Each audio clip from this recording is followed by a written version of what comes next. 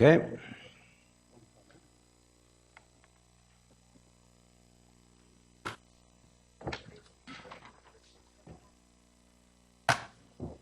Okay, we'll call a meeting to order.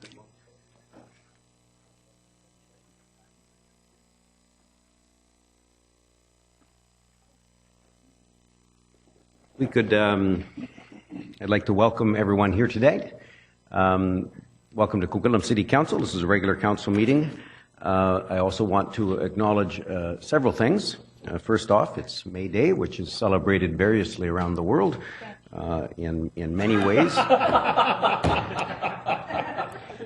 In many ways and for many obscure reasons. So today is indeed the day we celebrate May.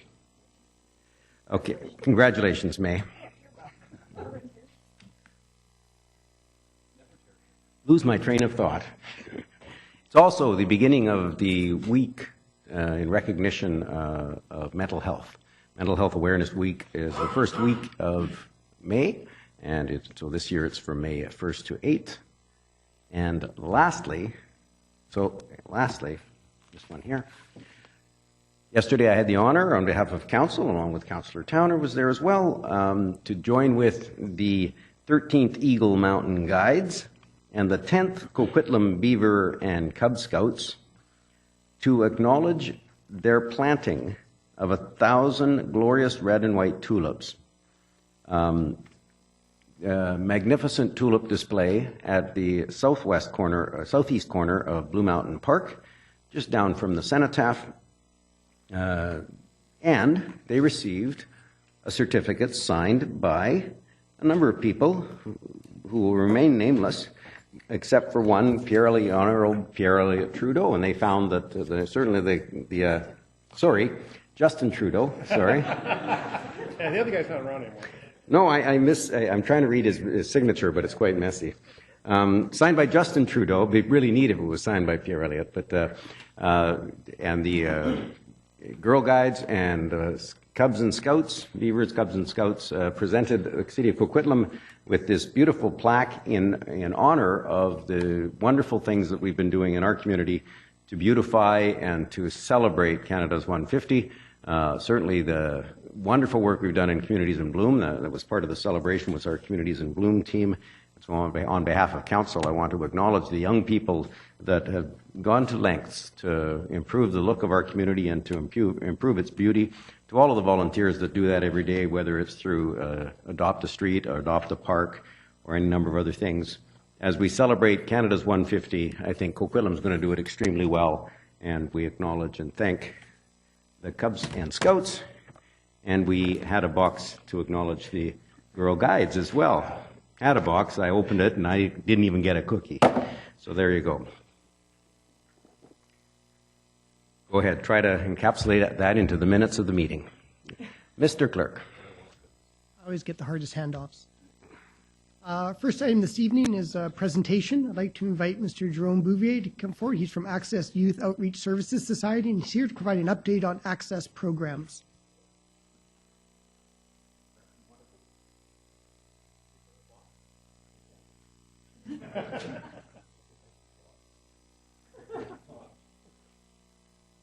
Jerome says I never get him anything.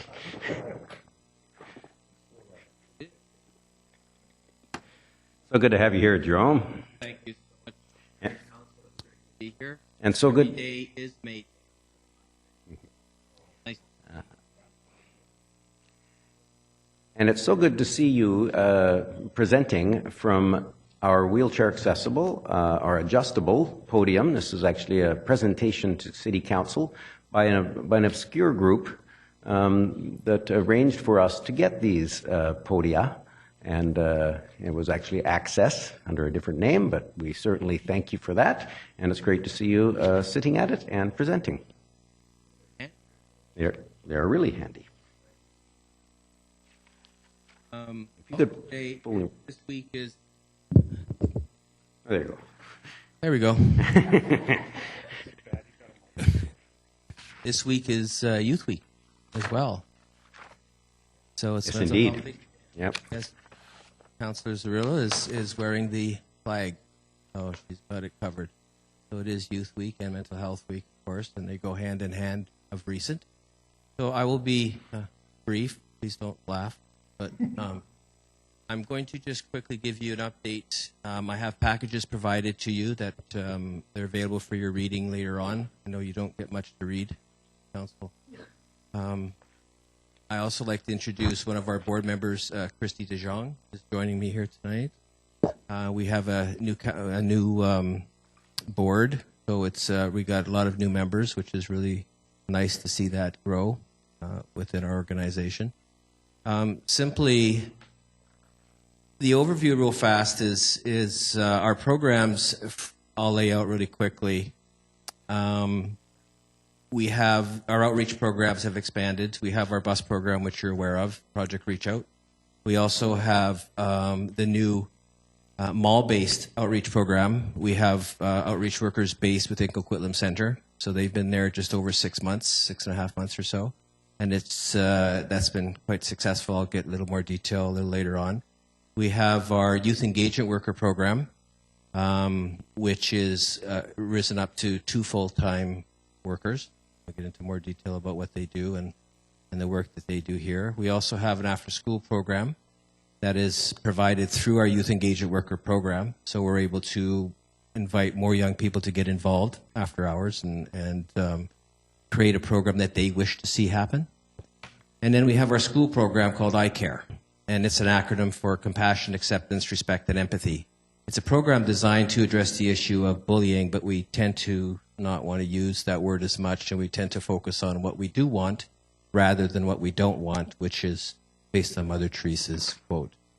And so we focus on compassion, acceptance, respect, and empathy with the young people when we do those presentations.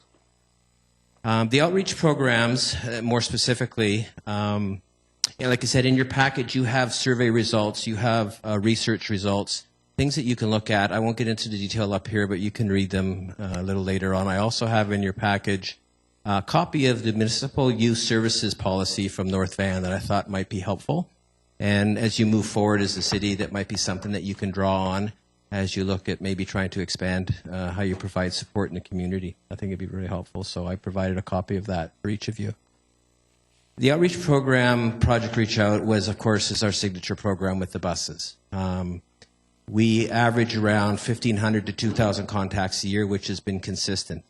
This year, it's dropped a little bit. That had to do with something called snow. And a few other instances. The weather has not been the best, so it kind of dropped our numbers down that way.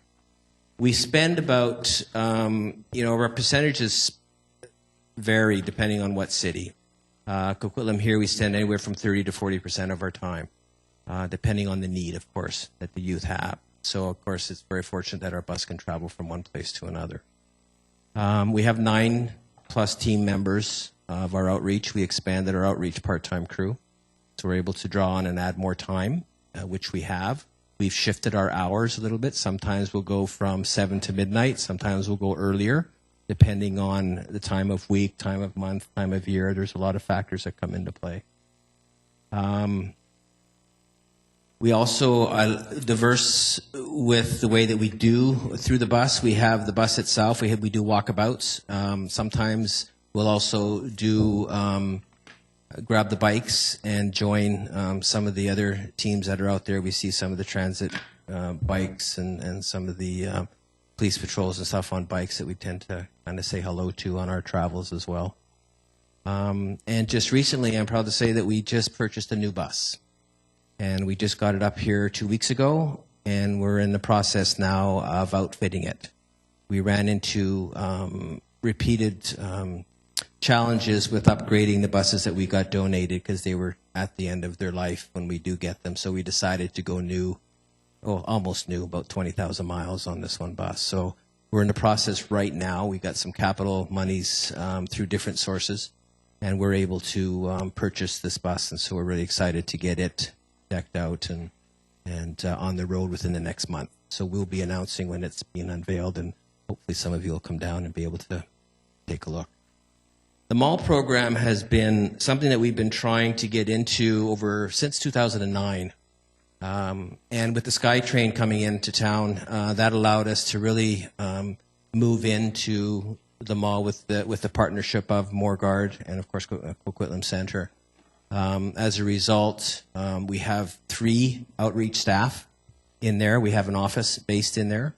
So the staff are there Thursday and Friday from 3 o'clock till about 8 o'clock, depending when the mall closes. So we're able to connect with youth that come in. There's been a huge increase in young people at the mall for many reasons. Partly, the SkyTrain, partly the kids just like the mall. So we've been very fortunate to work alongside the mall security and around the outside of the mall and be able to have a presence. To date, our numbers are about 545 contacts in 6 months in the mall with our 2.5 workers. And everything from basic needs. We run into some street youth that are homeless. We run into kids that just need someone to talk to. We end up supplying and providing some positive passes and some funding to some of them for clothes and so on. So we've been able to help out those kids that come in, get out of the wet, get out of the weather, and come in and hang out. That they see the purple hoodies, which are outfits, they come in and be able to connect with the outreach team. So we've been very fortunate to expand our reach that way, which has been successful. And we're proud to say that it's been confirmed to be ongoing. So we'll be staying in the mall, continuing to work ongoing. The Youth Engagement Worker Program, when we first started, it was 1 worker. That was about 1.5 years, almost 2 years ago. And now we went up to 1.5, 1.5 workers. And our numbers increased again. And then over the since January, we went up to 2 full-time, and our numbers increased again. So with 2 full-time workers, last year with 1.5, we served 65 young people. This year we estimate we'll do about 75 to 80 out of the 2. They carry a caseload of 15 each, but they come in at different times and they leave at different times. So a young person, there's no cap on the amount of time that they stay with the youth engagement worker. So a young person could transition out after 2-3 months and be fine and be more solid, and then someone will transition in. So we always have an open referral policy, and then the youth engagement worker will assess and then do the work that they need to do with that young person. The number 1 issue is mental health and substance misuse, substance abuse. It's, as Richard mentioned earlier, it is Mental Health Week, and we know very well that our young people, there's more of an issue. And it's always been here. I think it's been more prominent and coming out, and people are talking about it more, which is really important to do. And that's key. So we see a lot of young people that we get referred to the program. That's one of the core issues that come up. Social anxiety is really huge. We've got many young people that just don't want to leave the house. And that's really tough. And a lot of that has to do with where they fit in the world, what are they going to do after high school, you name it. It's so overwhelming, the social media dynamic, everything that's out there. So we're very fortunate to have 2 full-time people that work their full-time hours 7 days a week. We don't go from 9 to 4. None of our programs go during the day. They will go from mid-afternoon to late. They go as late as 10 o'clock. They get a phone call on Sunday afternoon, they will respond. And so the young people know that they can text, call, and they will get a response right away. So that's what makes it very successful. And we have staff that are willing to work like that. And that's pretty amazing when you have people willing to give that of their time. So it's been quite successful. It's open referral policy. You can actually go online and refer. We can take referrals from any resource, any individual, peer, parent, it doesn't matter. We'll take referrals. And that's been a dramatic increase of late. We average about 2 to 3 referrals a week. This last 2 weeks, we've been seeing a huge spike, and we're not sure what that's about. So we found ourselves now with a wait list, a really short wait list, but it's only been 4 months into the new worker. So we're trying to do that. And through that program, we also created an after-school program, Detour. So what we did is we did a survey with all the young people that we've met, and we asked them what kind of after-school program they would like, and they asked for a theater program. So we created it. And our youth engagement worker is the facilitator, and the kids come once a week, and they meet, and they get together, and they create. And so whatever they want, we try to provide. So I'm very proud of the team doing that. We've also seen an increase in homelessness, which I'm sure some of you are aware of, and at risk of homelessness. It's the couch surfing, it's the stay at friend's place. It is a small percentage are out there on the street. As you know, Metro Vancouver did their homeless survey, and it's an increase, I think, was 40%. So we know it's an issue, and you're very well aware of that as well as a council, and so together with other organizations, we can work together to try to do what we can to help reduce that here in our communities. Our referrals come from, like I said, online, but a lot of self-referrals. We get a lot of our referrals from victim assistance, MCFD, School District 43, Act 2, those kind of groups. They know that we're here and that we're open and that we have that open policy, so it makes it easier. The trends that we see, as I mentioned, with mental health and social anxiety is huge, but what happens is then they self-medicate, and where they use marijuana to help kind of bring down that anxiety, so then it increases that use. So you have a kind of double-edged thing going on here. We also see, like I said, the couch surfing at parents' places. The soft drugs, with pot and alcohol always there. We've seen, an increase in prescription drug use. From that, we're kind of curious about what that's about. We also, as you know, about the fentanyl crisis, that's mixed in with a lot of the drugs that are already out there. So we're really mindful of educating the young people about what they're doing, to be very careful. And when you're out there doing their thing, they have to watch what's up. So we try to do as much as we can. There's a couple other new drugs that are just kind of hitting the street that we're educating the kids on right now. And it's more of a drug that kind of chills them out. So because they're anxiety and kind of anxious about the world they live in, this is something that they're doing, and that's a concern for us and for everybody, I'm sure. So we've created, a world where our young people are really anxious, and with that comes substance use. It goes hand in hand. So it goes back to how kind of a world or community that we create. And so I think as the work that we do from our places, that we have to really be mindful of that. The successes we have been huge. We've been very fortunate. As you know, we've been around for quite a while, and very blessed to be able to see the expansion of our outreach. We're our community partners, the increase. We work really well with a lot of the organizations that we do here. We've got all the security from Coast Mountain to Transit to the RCMP to Port Moody Police. They've been just incredible. We've had a hard target meeting just recently, the very first one. We had 15 people show up from different groups, and that was so valuable to be able to share and be on the same page and kind of get a sense of what's going on in the community. So we're having our second one coming up this month, and that's been awesome. So it's been great to see. Other than that, and our funding, of course, has been really great. We have our funding comes primarily from grants, as you know. We've got just over a quarter of our funding from Alberta, which has been interesting.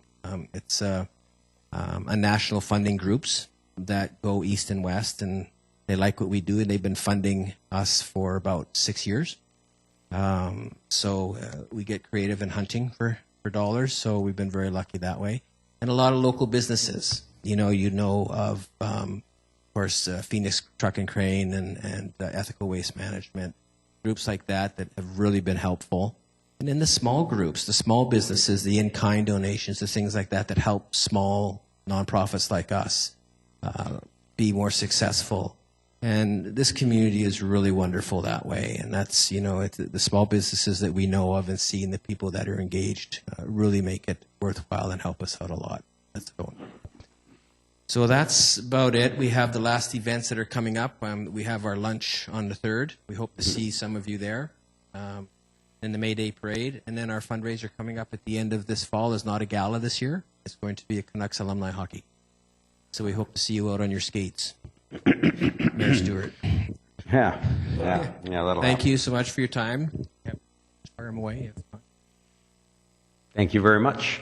My deep apologies to you. I forgot to check the time. You were only allowed 5 minutes.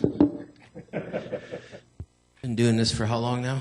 And I've been forgetting for how long now. Really appreciate the work that you and your group and your volunteers and your staff do in our community. We see you out there. Of course, those of us whose family that faces some of the mental health challenges out there can perhaps understand a little bit better what you see every night, and I really do appreciate it. I just really appreciate it. Councillor Zerillo. Thanks. Thank you for coming out. And just to quick echo what Mayor Stewart said, I follow the bus by Twitter every Friday and Saturday night, and it's incredible to me that those volunteers, some of them are volunteers, correct? Every single Friday and Saturday night. I just think that's an incredible commitment, and I thank you for it. And I wonder, since we're going to be on TV, if you wouldn't mind just letting parents know about this new Netflix series, 13 Reasons Why. The reason I'm asking is a parent called me last week, and I didn't realize my very own child was watching it. And for kids that are 10, 11, 12, and 13, I think it's important for parents to know that they should be talking to the kids, because the kids are talking about it like crazy. Yeah, I had 4 young people in my office today that do a youth philanthropy initiative thing, and we actually had a conversation about different things, and this was something that did come up. What we try to always encourage is obviously have conversations with our kids. Our kids get access to these kind of things even before parents even know they hit the airwaves. It's obviously a very sensitive and powerful subject. So the important thing is to have those conversations, to sit them down and to then, reboot and go back and ask them what they've seen, what they've heard, what they think. Because it's in their world. And we see a lot of that. And so we try to continue to have those conversations. And as parents and adults, we need to continue to have those conversations with our young people before they kind of come to their own conclusions about something that kind of hard to deconstruct and figure out, right? Because they're getting their information from their peers, which are 10, 11, or 12 years old, and that makes it even more precarious. So, by way of explanation, 13 Reasons Why is a provocative series about suicidality and challenges that youth face. And as Jerome says, we all, sometimes we'd say, well, I don't think I want my child to see that or whatever. Just forget that. Your children are seeing it. It's like asking them not to go on the internet. The things that are on the internet are available to your children, so the correct approach is talk it out. And talking helps in all manner of mental illness, all manner of depression and anxiety and personality disorders. Talking is a big part of it, and we have to talk to our children and our coworkers and the people in our lives who perhaps sometimes we don't hear from, and we don't realize the value of a conversation, the value of the ability to say what's really on your mind, to not be okay, to not be fine, because almost everybody says they're fine, and people that are at the edge of right at the edge will often say they're fine.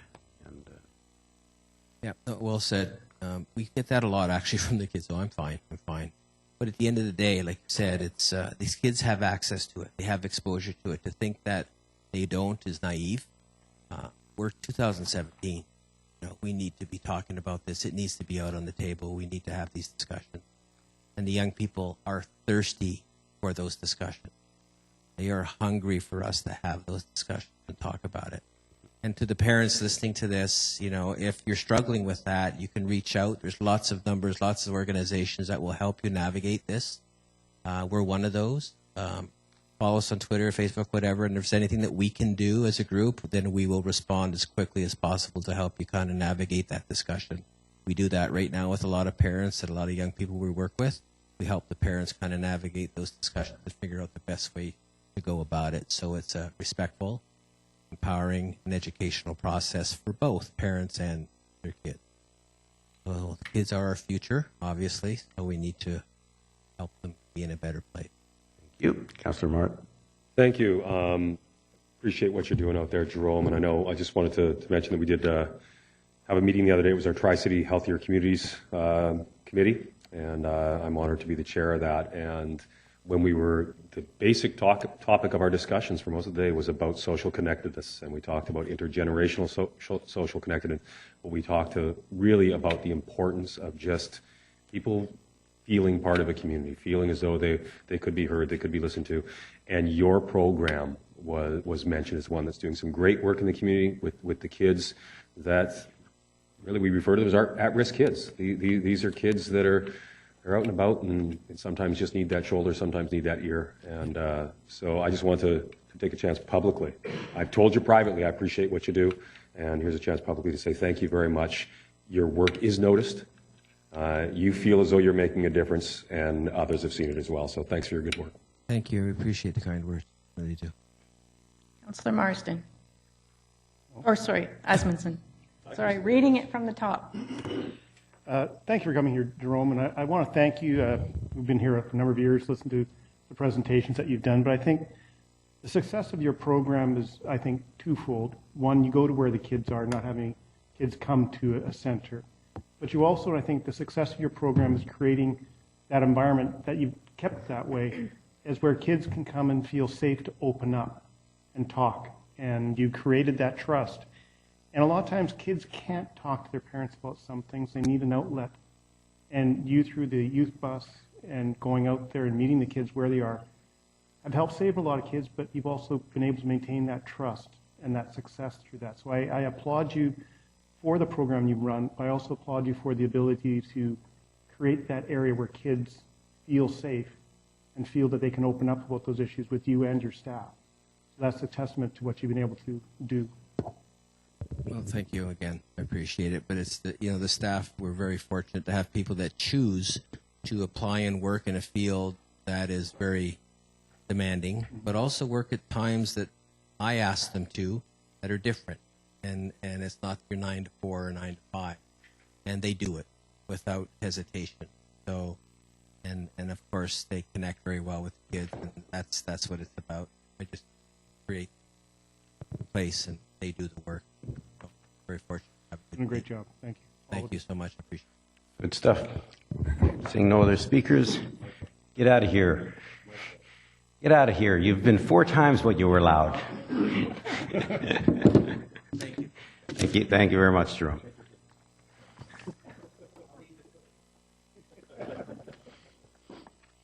They're low calorie. Those ones, anyway.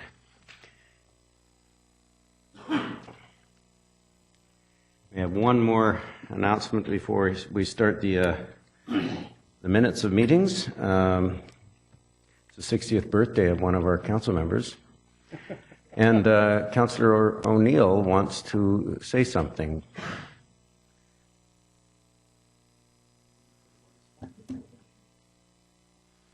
Well, this is a surprise. Thank you. It's not my birthday. It is a birthday of my colleague, Craig Hodge, and I both left the field of journalism and entered the field of politics 5.5 years ago. And here we are sitting together. We used to work together at the same newspaper, so I'd like to be the first to wish him a really happy 60th birthday. Welcome to the 7th decade of your life. Joining me and a few others here. And would we like to sing happy birthday to Councillor Hodge? All right, I think we do. Happy birthday to you. Happy birthday to you. Happy birthday, dear Dick. Happy birthday to you.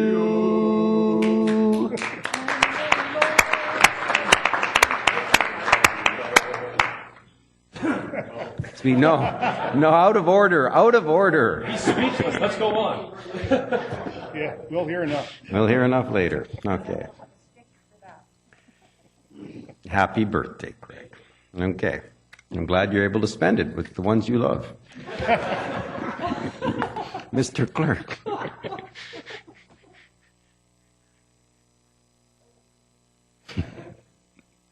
The next item, item 2, is minutes of the public hearing held on Monday, April 24th. Recommendation to approve.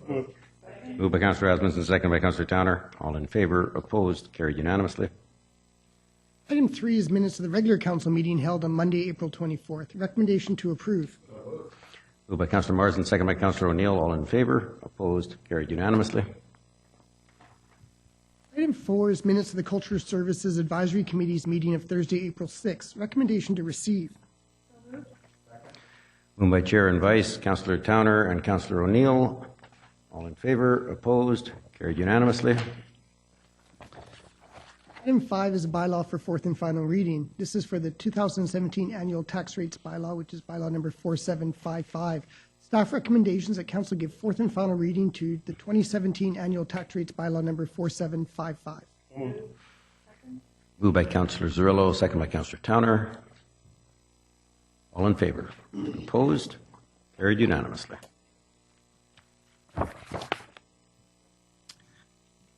Item 6 is our first report of staff. It pertains to a development variance permit authorization in order to increase the maximum building height and reduce frontage improvement works and services at 2601 Lougheed Highway, Riverview Lands.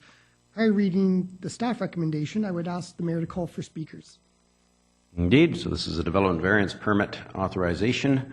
Are there any speakers to this item?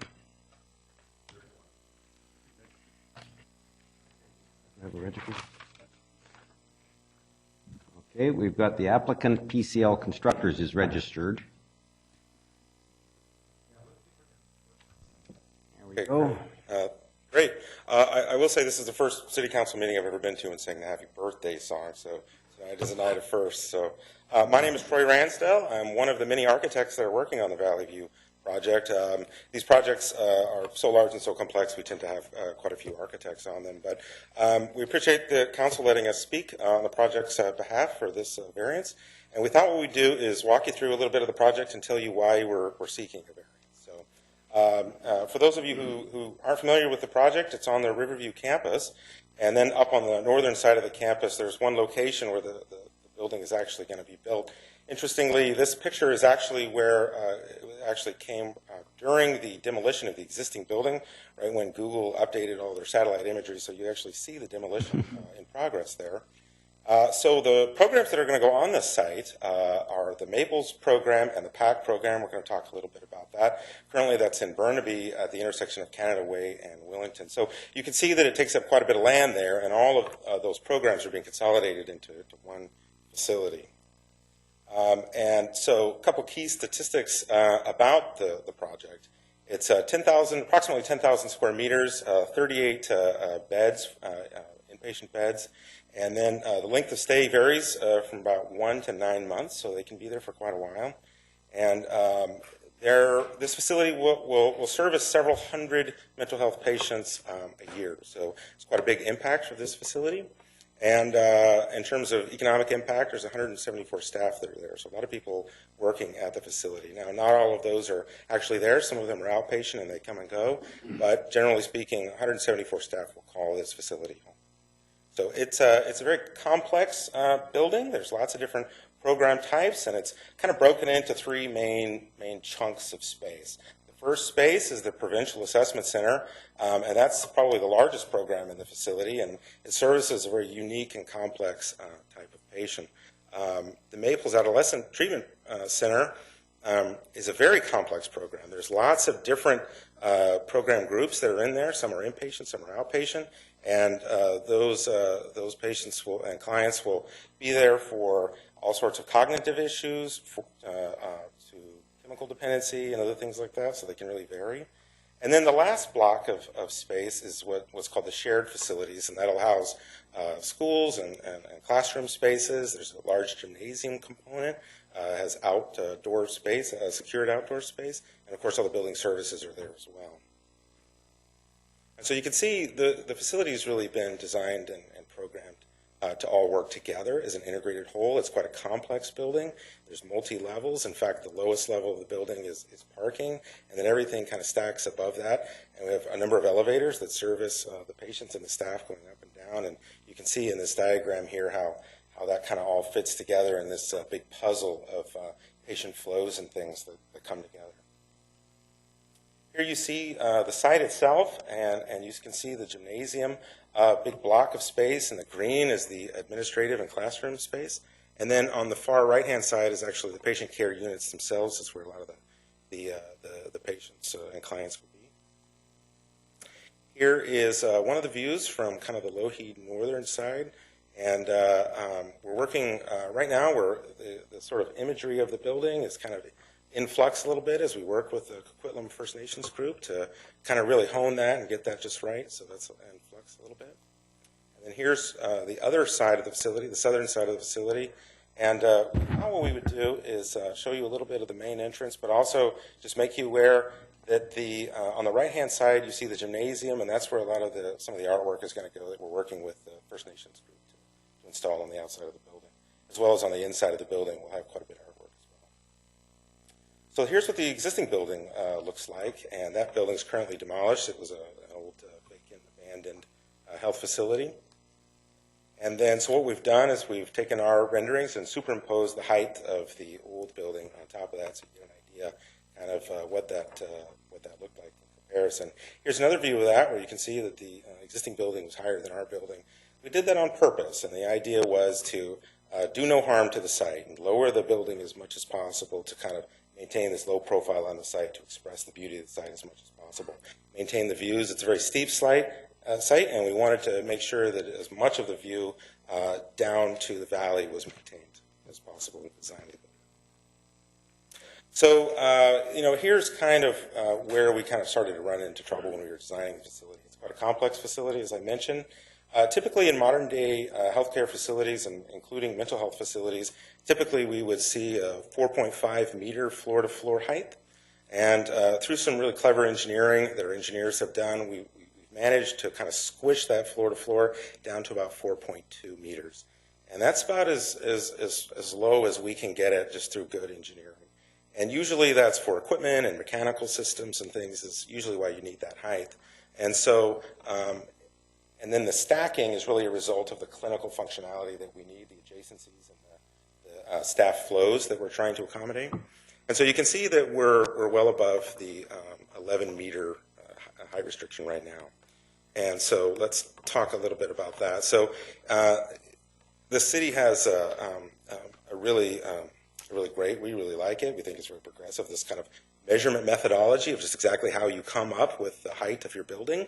So you actually measure the four corners of the building and then you average that together. And so what we're showing you here is a measurement. Let me see if I can get this pointer to work. There it is. Okay, so you can see here we're actually measuring the four corners of the building, and then these are the heights from grade up to the top of the slab. And then what you do is you actually will average those together. When you average those together, that comes out to 13.3 meters when you average that together. Now we're still in design, and we're still working through the complexities of the equipment and the mechanical systems as we work through that, just exactly how much space we need. So what we're proposing is to add a tolerance on top of that. Now the tolerance is rather arbitrary. We thought what we would do is add a little bit of tolerance in there and then round that up just to make for a clean height request. And the total height request is 16.5 meters. And currently right now the site is zoned for 11 meters, and so that would mean that we're asking for an increase of 5.5 meters. And that's it. I'll just kind of open it up for questions or comments at that point. There you go. Thank you very much. I've got Councillor Hodge. Hey, thank you very much. Yeah, pleased to see this project moving ahead. Members of the community have been asking for more health facilities. Certainly, this council has been making that request as well. We want to see more health services, and this ground, of course, has a 100-year history of delivering mental health services. So it's nice to see those services returning to the grounds. In terms of the height, I don't really have any concerns about the height. As you mentioned, it is shorter than the previous building. Today's building here is higher than the zoning, but I don't think that that's going to be the issue that we're going to hear. My concern is that it does involve the removal of some trees, and We had heard of, first of all, the committee that I chair, which is the Riverview Lands Advisory Committee.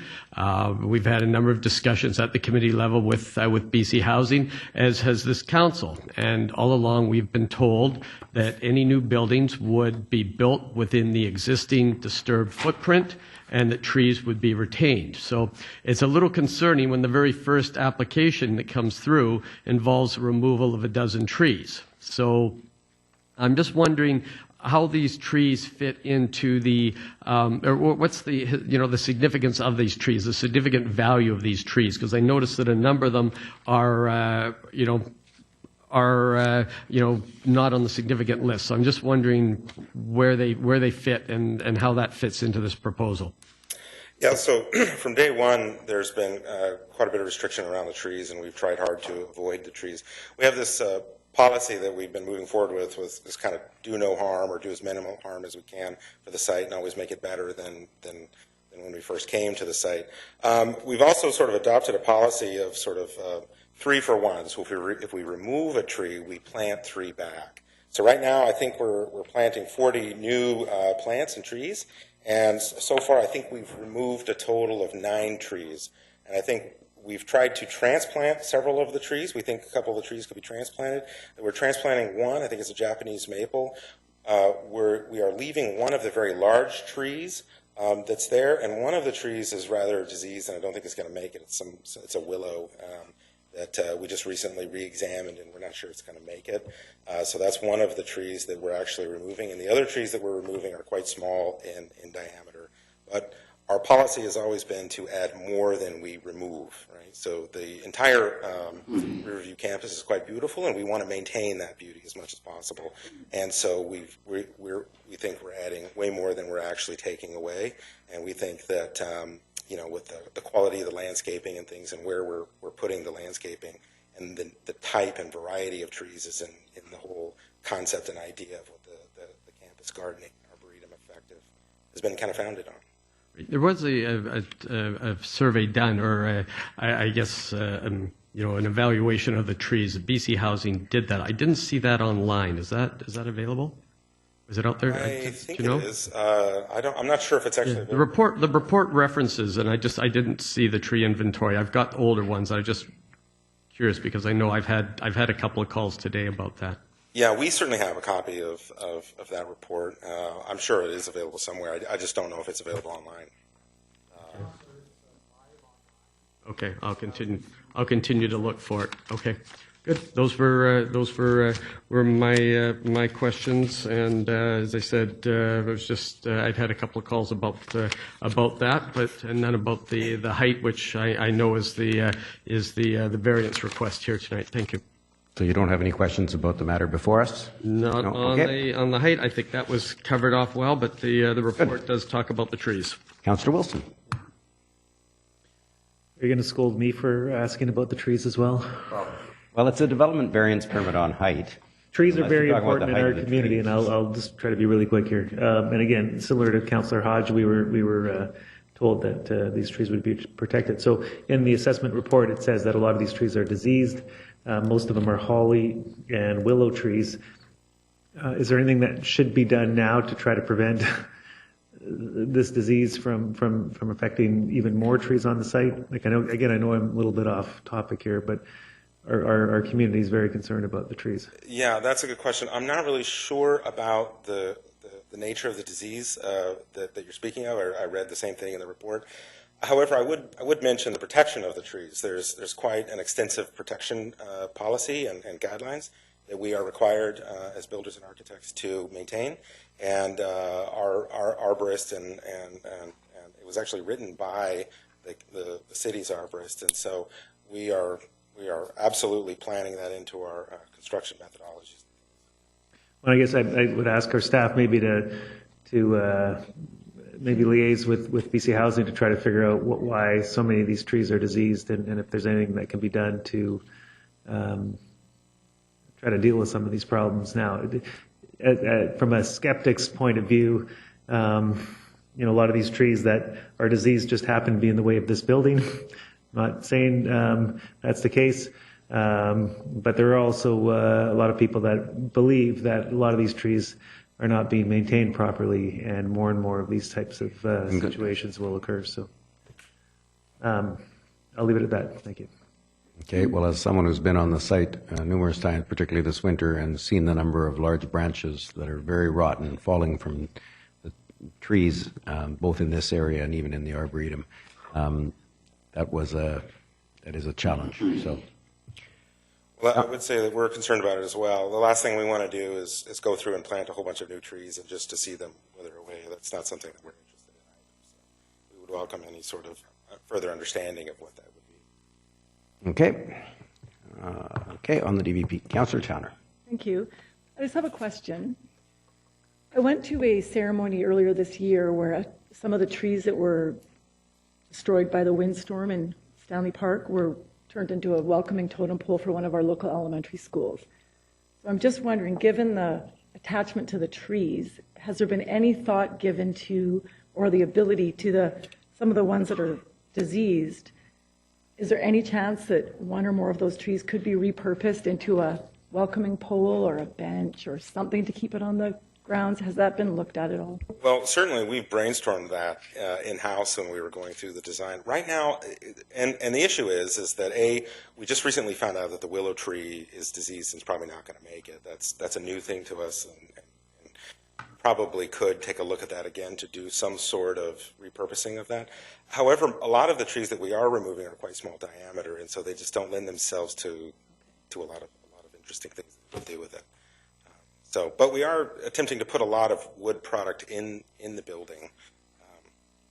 Not that that's like saving us something on the site. But, And I know it's commendable to be relocating a tree. I'm sure that's not an easy feat to dig up a tree and move it. Well, we tried to do that on quite a few of the trees. We ultimately ended up only able to do it on one. Mm-hmm. So several of them don't lend themselves to be moved. So we certainly went through the exercise. And I have no issue with the building height. Okay. Thank you. To Towner. Councillor Zrillo on building height. Yes, I just, it was interesting to see the elevation in the gym. And I just wanted to understand, I mean, I have a question that's not related to the height as well, but is the gym accessible to the city at any point, or does it need to be exclusively used for the programs that are happening on site? So this is a great question. We have that same question for the users of the facility. Certainly it is on grade, and they could, visitors to the facility, whether they be associated with the programs in the facility or not, could access the gym, and there is an outdoor access point to it. It would be an operational question for the users of the facility. So as an architect, all we can do is provide the facility. Now, if they want to open it up to the community, then you certainly could do so. So I'm looking at this. So it's within the height restrictions, though, right? It's 10.6 meters, so it comes under the 11 meters. Yes. Well, I think one corner of it does. Okay. I think yes. So in that respect, yes. Can we go back to the pictures? Sure. Can we go back to that front one? It's not as clear on the paper. Not this one, but the elevation. Sure.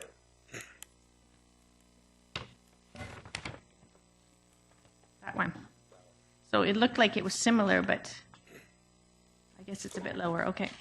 Yeah, I think we would need to go measure it a little more carefully just to make sure that all the corners of it fall underneath the variance. But okay. But you're saying access points make it accessible for the community? Well, there's certainly, you see the canopy there in the front, and just over to the right-hand side of that canopy is an entry into the gym.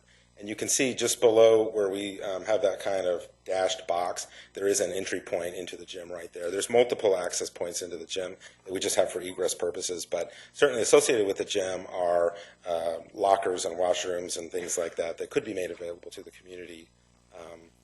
We just don't dictate operational issues like that. So the highest point seems to be mid of the screen in the back there, which is what, the southeast kind of, like that's the highest point in the middle of the screen. The elevator mechanical, I assume. Yeah, and actually those types of mechanical spaces, the non-occupied spaces, are actually excluded from the measurement itself. So it's the top of the slab for occupied floors. And so if we had a whole floor that was unoccupied full of mechanical, you just wouldn't include that in high calculation. So there's quite a really good descriptive description of just how exactly you measure that. Okay, so I'm going to ask one more question, and maybe for staff.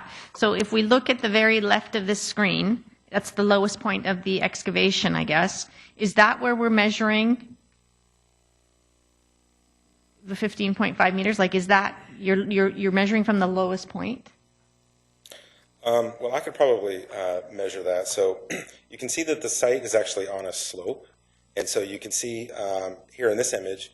Well, maybe what I'll do is I'll go to this image. So on the bottom level is actually parking, and so what you can see here is we would actually be measuring from the ground, the surface area here, the concrete, up all the way up to that top corner. And then as you move around to the other corner of the building, the site actually rises. Okay. And so then you'd measure from the grade at that level up to the top of the building.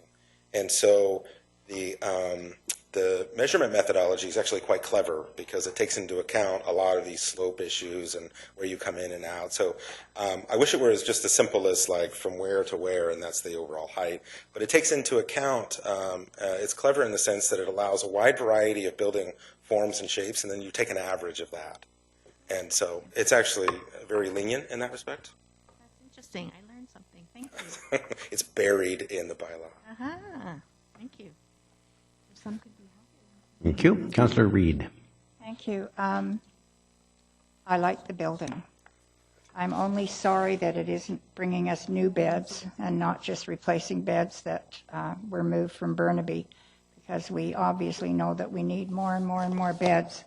And as a builder and a developer, you must appreciate the old buildings on that site were pretty magnificent in their day. One 100 years ago won a prize, and so they have, they're suffering demolition by neglect, and I believe some of the trees probably are the same way. And I'm sorry that you have to take the trees down, because I really believe there's a lot of value in them, but they do. And I will support this because I want mental health projects on this whole site, whether it be universities, teaching hospitals, patient care, whatever it is. But I am not in favor of the plan that has been brought forward. That's my personal opinion. Okay. Thank you. Councillor Asmunson, do you have any questions related to the development variance permit? Yes. Oh, good. Thank you. The question I have was on you said you were squishing down from your standard of 4.5 to 4.2. Correct. But when I look at, we're asking for a variance in height of 5.5. But when I look at, you're looking about maybe a meter more to bring you back up more to your average.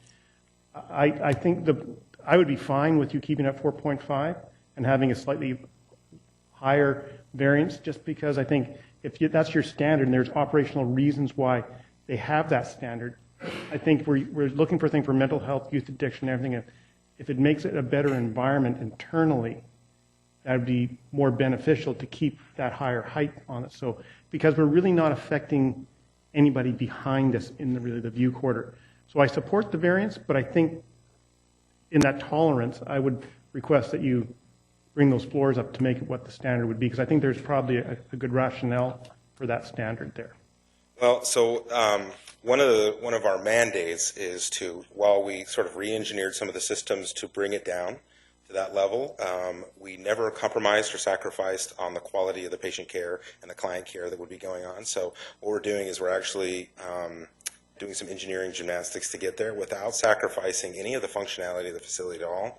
Okay. So we stand behind the 4.2. We believe that we can have the same facility with no compromises whatsoever in terms of operational quality and the way that they can deliver mental health in this facility. Okay, well, that's fine then. I just thought when you mentioned it, I thought maybe because you were seemed that you're trying to fit into this restriction. So if you're fine with that, I'll be fine with it. Just a question. I appreciate it. I do. And but I think there's a lot of engineers very proud that we've been able to get it down, and they would kind of throw their arms up going, well, what about all that work? So. Yeah, well, I support the request. I just want clarification on that, and thank you for that.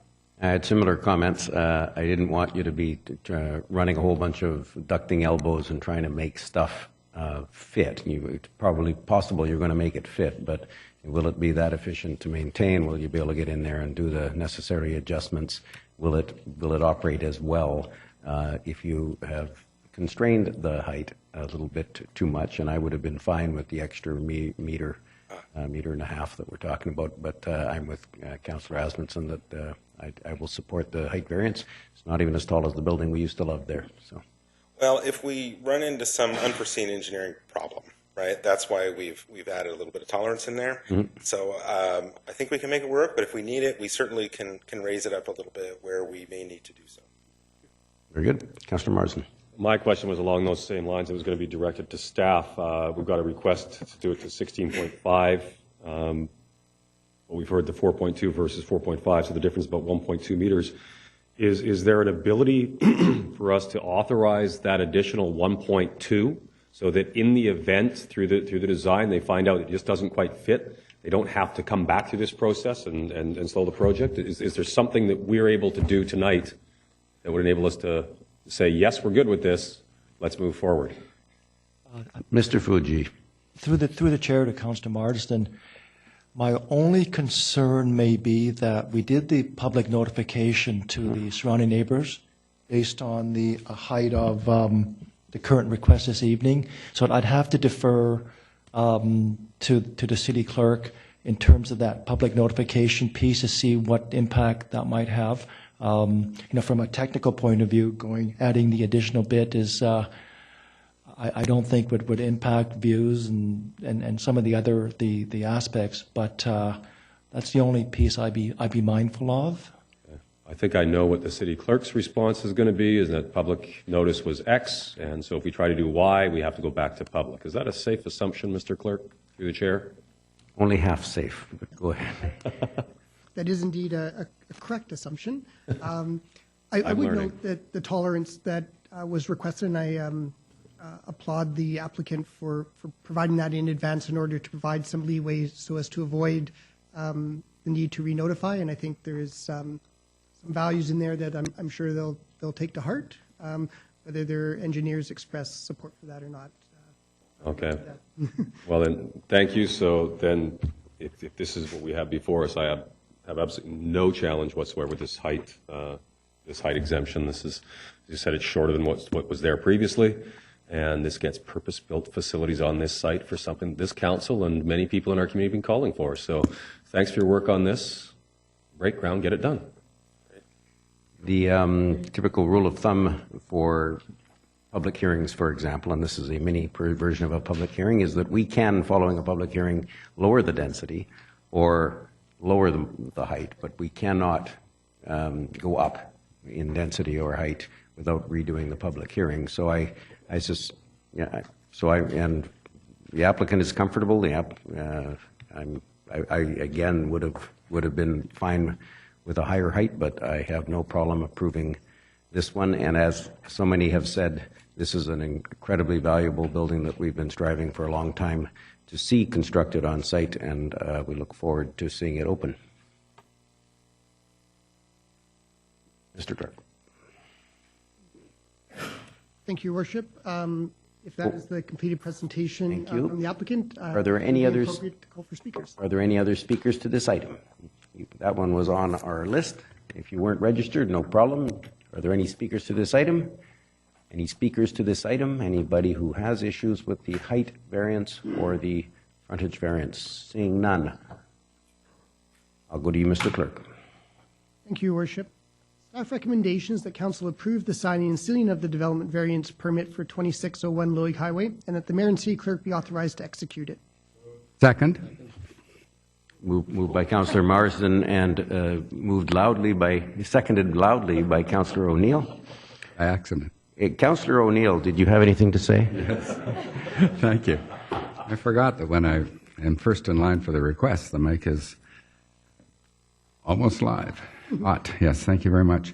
So I'm quite in favor of this development variance permit, and I will be voting to grant it. And I do want to talk to the fact that this is a major construction project that follows through on a provincial commitment and the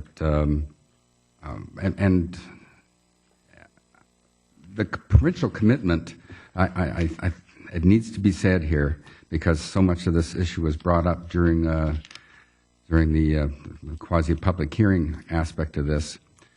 The provincial commitment was not to protect the specific footprint of every building, but the overall footprint of all the buildings in Riverview. So if there's 1 million square feet of buildings there now, they say there's not going to be any more than 1 million square feet of buildings there in the future.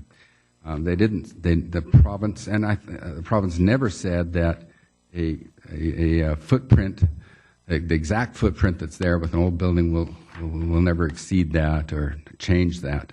And it would be quite unreasonable, I think, for us to hold them to something like that. The commitment was never there. And so that remains to be seen going forward, how much construction and what sort of construction takes place. That's another issue entirely. But I'm quite satisfied with this building not being on the same footprint as the old building. Now, the question of tree removal, I know it's really interesting because we often talk about protecting the arboretum at Riverview, and we interchange that with protecting all the 1,900 trees at Riverview.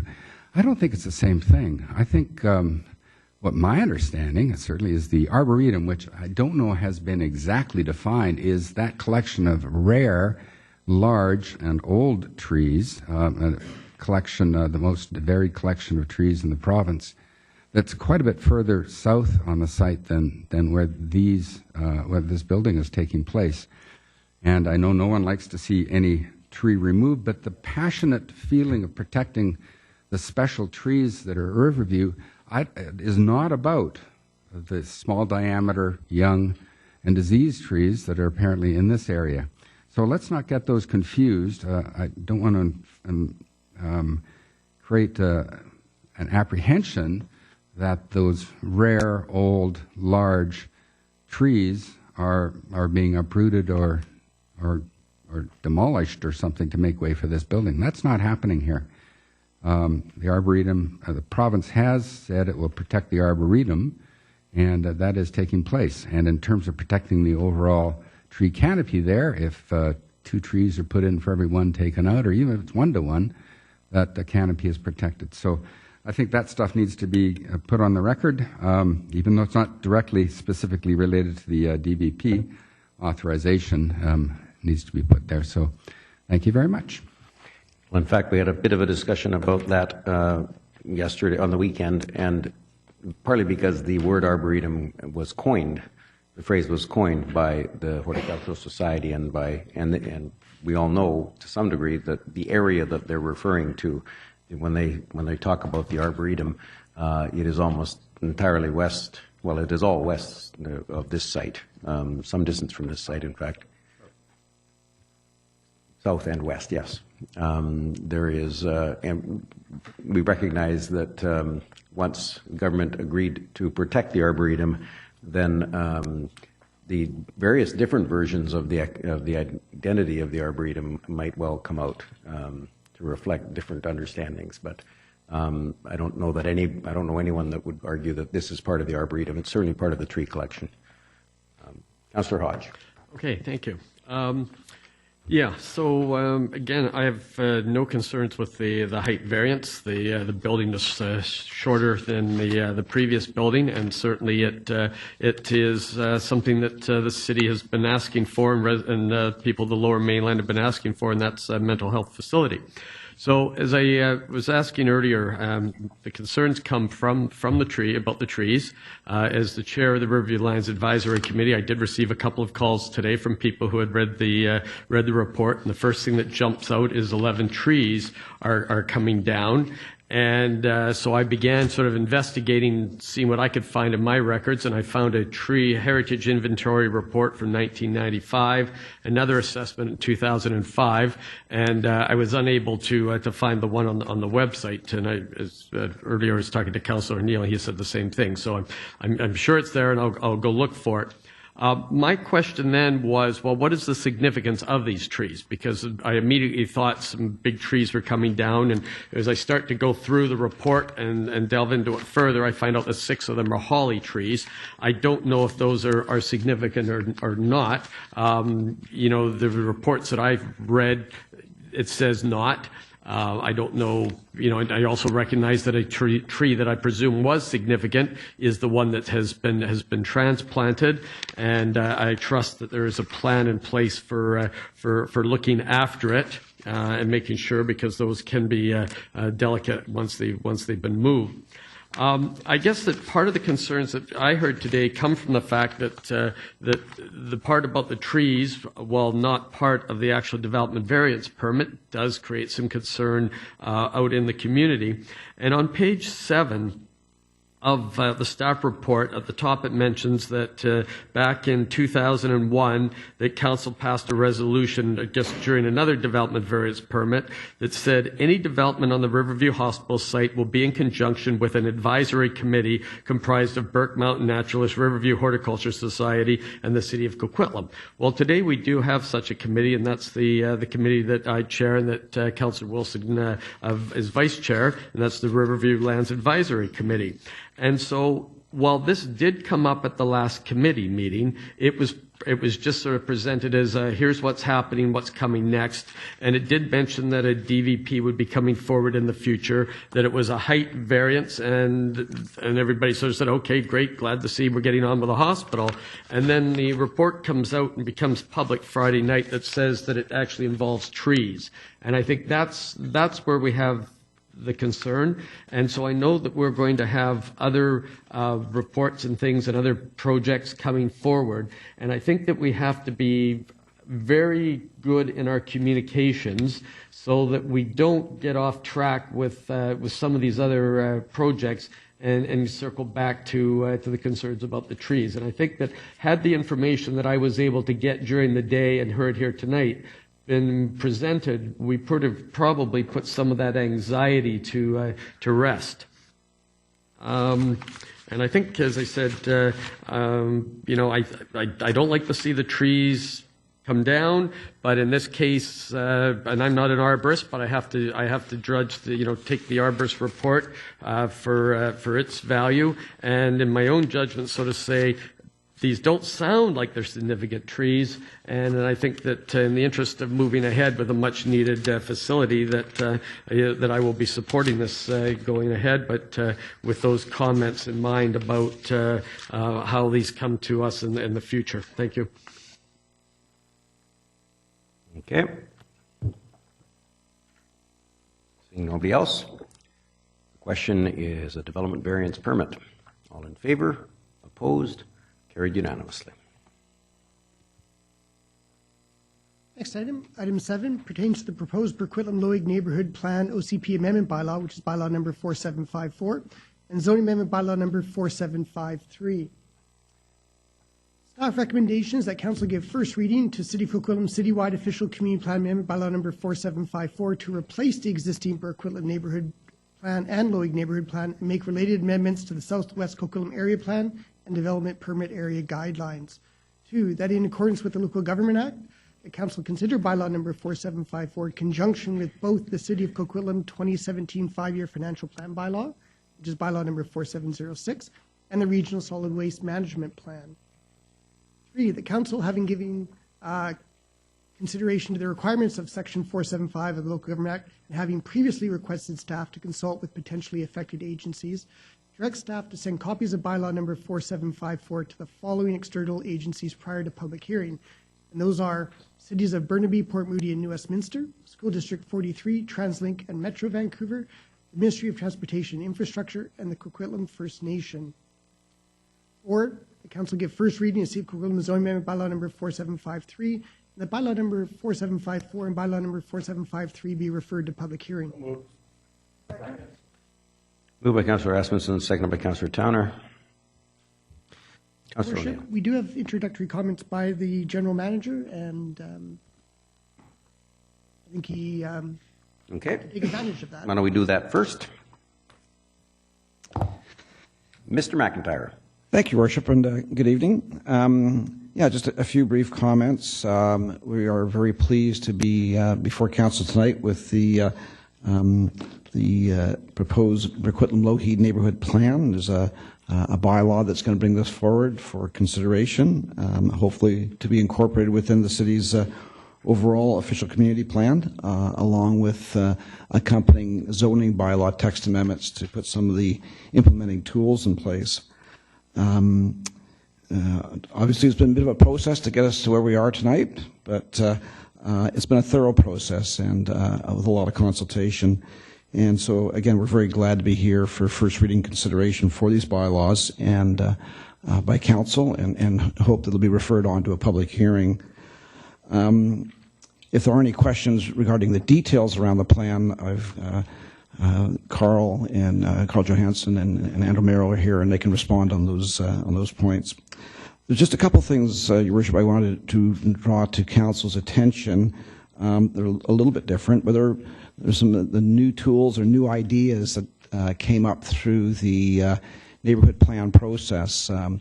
The community planning team led by Andrew Merrill came across a number of policy potentials that they thought would have application not just in the Burquitlam-Lougheed neighborhood plan area, but elsewhere in Coquitlam. So I just wanted to draw this to your attention. It's a little bit different from the standard neighborhood plan. And just briefly, these are CD zoning, comprehensive development zoning criteria to provide that policy basis in the OCP.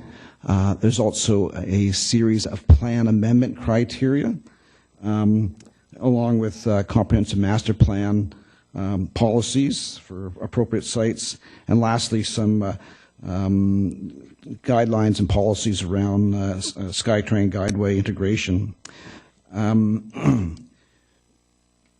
Out of these, there would be two I'd like to just draw particular attention to or highlight specifically, and this is the first is the OCP amendment criteria.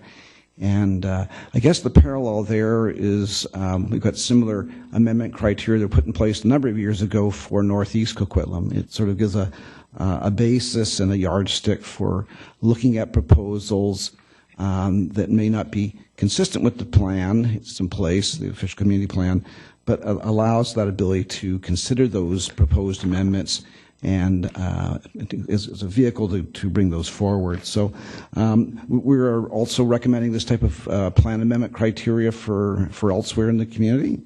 Gives some flexibility because obviously it's not a static world, and even though as good as our plans are at one point in time, things change and opportunities arise, so we need to be responsive to that. So Andrew and the team have come up with some amendment criteria. Now, those would be particularly, I think, helpful in dealing with some of the more recently identified development proposals we've been discussing along some of the major road arterials in southwest Coquitlam, so that provided a more immediate tool to deal with those. But further, and also along those lines, is you'll note in the report it talks about the preparation of a corridor development strategy. And this is something that staff have started to work on that would also respond to those requests and proposals for what we're calling or referring to as gentle densification along some of the major roads. So what we're envisioning there, and we'll be coming back to council with a more fleshed out program around this, is similar to the approach we took not too long ago with the transportation strategy, transit-oriented development strategy, pardon me. And so this is something a little more on a micro scale, looking along some of the arterial roads in that area. So those would be just two special policy areas I would draw to council's attention. But with that, we're extremely positive about the neighborhood plan package, and we look forward to these bylaws advancing to public hearing. Thank you. Thank you. Councillor O'Neill. Yes, thank you very much. And thanks to you and staff for the hard work and the excellent work on this. It was a different council that first heard the discussion about whether or not there should be two separate plan updates or whether there should be one big one. And the majority decision on council was to go with one big one. It's a lot to, big piece of pie to cut, a lot to chew on, but you've done an excellent job because I think there are a lot of interrelated subjects. That being said, we're already receiving at Council missives, emails, notes about changes that people would like to see. And I imagine that they're going to come out to a public hearing if it does go ahead to that, and they'll let us know then. And so it's bound to have a lot of interest.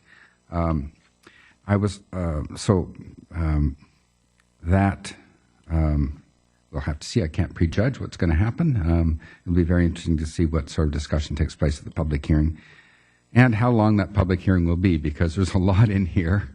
And there's some changes that some people want to see happen that aren't being recommended, and I think that's more that we're hearing about that. Some areas that do want more densification that's not being called for at this stage. I want to just point of clarification for perhaps people listening in the audience or at home about the remarks that you made about the policy that is sort of springing from this. And the key paragraph would be on page 4 of the staff report here, 1, 2, 3, 4, 5 paragraphs down. And that it says, beyond the BLNP area, staff will also begin work on scoping a corridor development strategy for major corridors, i.e. Como Lake Avenue and Austin Avenue in southwest Coquitlam.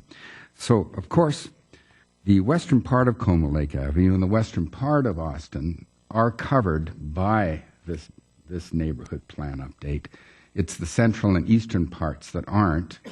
Now, I just don't quite understand, or I think I do, but maybe I'm going to get some clarification here and how that would overlap here. So we have now a firm recommendation for the western parts of Como Lake Avenue and Austin Avenue.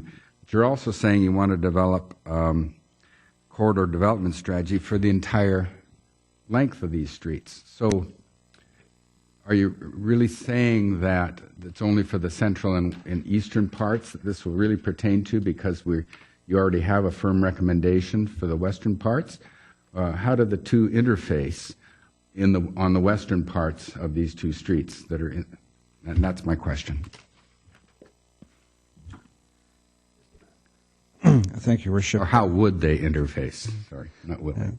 That's a very interesting question. Obviously, we would feel that with this neighborhood plan, and given its very recent examination and work that's been done on it, we trust that those areas are in a pretty good place in terms of the land use designations, and we would hope that the plan would observe there. However, if you're going to put policy and open a policy up that looks at these arterials, I guess you can't be, unless in the end of the day we scope it so it's just those areas outside this neighborhood plan area, and then I guess that would be one option. But it is to look more broadly along these arterials in certain circumstances and potential locations, and what sort of gentle densification may make sense there. And because some of these areas either don't have the benefit of a neighborhood plan, and like along the Como Lake corridor east of this area, or the plan was done a number of years ago. So where you don't have current neighborhood plans, there may be a need and a value in having such a policy or such an overlay. Okay, so in the central and eastern parts of these two streets, you're talking about gentle densification. As a matter of fact, you're talking about gentle densification in relation to this whole new corridor development strategy, but it really isn't about gentle densification for the western parts, because we're especially the western part of Como Lake, that's not gentle densification, that's some pretty high density densification there. And so there's, the way you see this unfolding, there's no way that if council, if this goes to public hearing and if end up being approved in roughly the same state it is now, and that Como Lake, let's say, western part of Como Lake is high density as it is going right now, there's no way that would change because of the corridor development strategy which aims at gentle densification for the rest of Como Lake, it wouldn't move its way into the western part of Como Lake, would it, somehow? So I want some certainty here for what we're dealing with. I mean, if we're dealing with a neighborhood plan that says high density for the western part of Como Lake, I don't want that undercut with a possibility of gentle densification reemerging somehow. Through the chair, that's right. I think that's what I was alluding to a moment ago when I said with the neighborhood plan. It's been quite a recent creation, and hopefully it's got it right in those areas. And I don't think there'd be much feasibility in coming in with lower level gentle densification in an area that's already been designated for higher density, particularly around some of the transit stations. However, there are some portions of the Burquitlam-Lougheed area, and Andrew and Carl can speak better to this than I can, like West Austin, where we got some really clear and very obvious pushback on land use designation changes. So in those areas, not much is changing through there, at least under this proposed plan. And other designations further to the west, as you get closer to Lougheed Town Center, yes, you step into the higher density area. And so this sort of transit or corridor development strategy wouldn't really apply there. Okay. So tonight, we're voting on first reading of the new neighborhood plan. Does a vote in favor of first reading also kick off? I'm not sure at what stage we actually end up approving the staff. You said beyond the BNLP area, staff will also begin working on scoping a corridor development strategy for these. Is this taking place irrespective of the outcome of tonight's vote and the ultimate outcome of our deliberations on the neighborhood plan? Is it going to go ahead regardless? Or is it linked somehow to this? If this plan passes, then we go ahead and do this scoping on the new corridor development strategy. Your Worship, if I could hand that one off to Carl Johansson. It's part of the neighborhood plan implementation phase that he's probably better plugged into.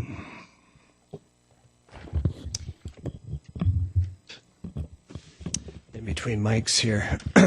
Through the chair to Councillor O'Neill, this corridor development strategy is identified as one of the implementation items in the plan.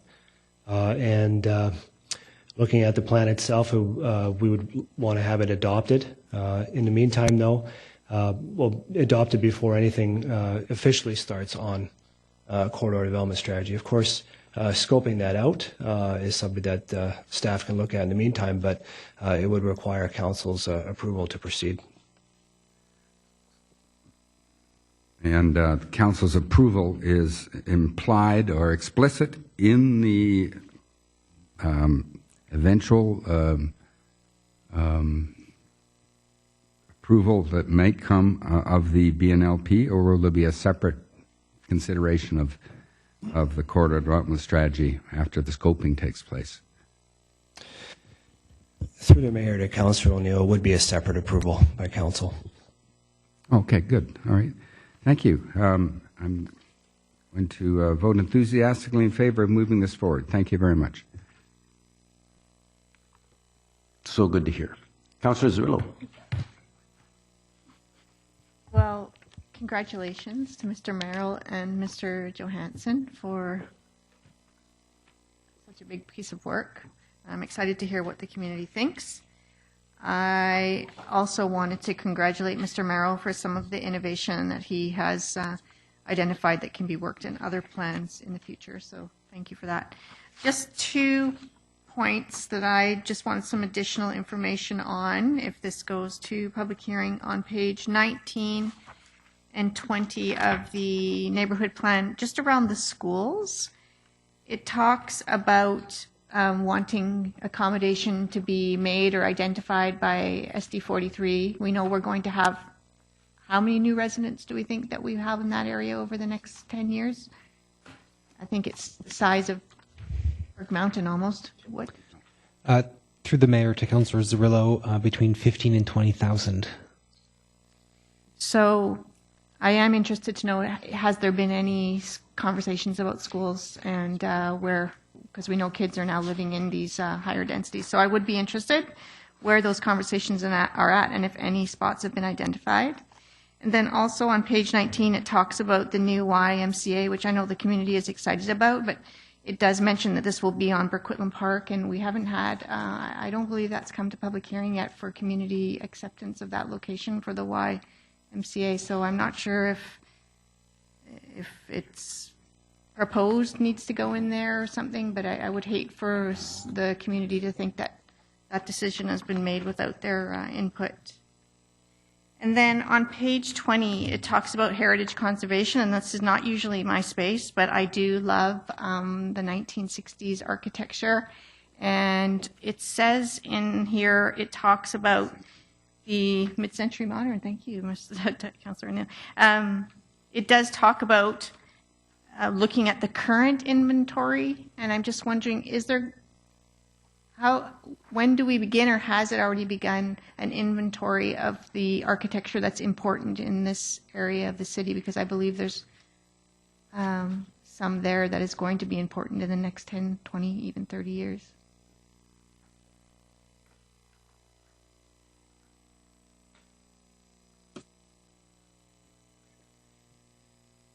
Through the Mayor to Councillor Cirillo. As the plan notes, we do have a council-endorsed heritage inventory, the Meyerville one, which we have shown the properties in the attachment. There's also a high-level inventory for the southwest, but that's more of a windshield survey. And one of the another implementation item and a project that's been identified in the business plan is a heritage management plan, and that's something that community planning would undertake. Within the scope of their priorities, of course, given by council, to take another look at the heritage inventory on a broader sense, and also look at policies in that regard. So that's interesting.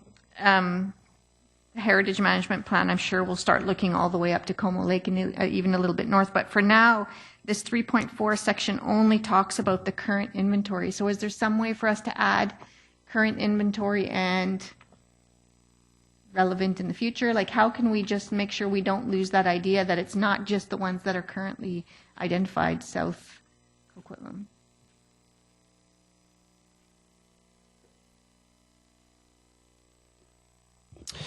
Through the Mayor to Councillor Cirillo, I think that with the heritage management plan, will give the city a better sense of the value of the inventory out there. And any actions coming out of that could be a subject of further amendments to the plan and the OCP to make that happen.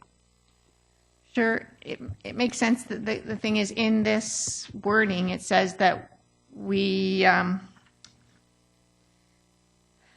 look at the heritage inventory at the time of redevelopment, and we don't necessarily have anything in our heritage inventory of those bungalows or those carports or those interesting architecture that could turn over the next 5 years. So how do we get ahead of that, or how do we protect that, or do we just assume we're going to lose it?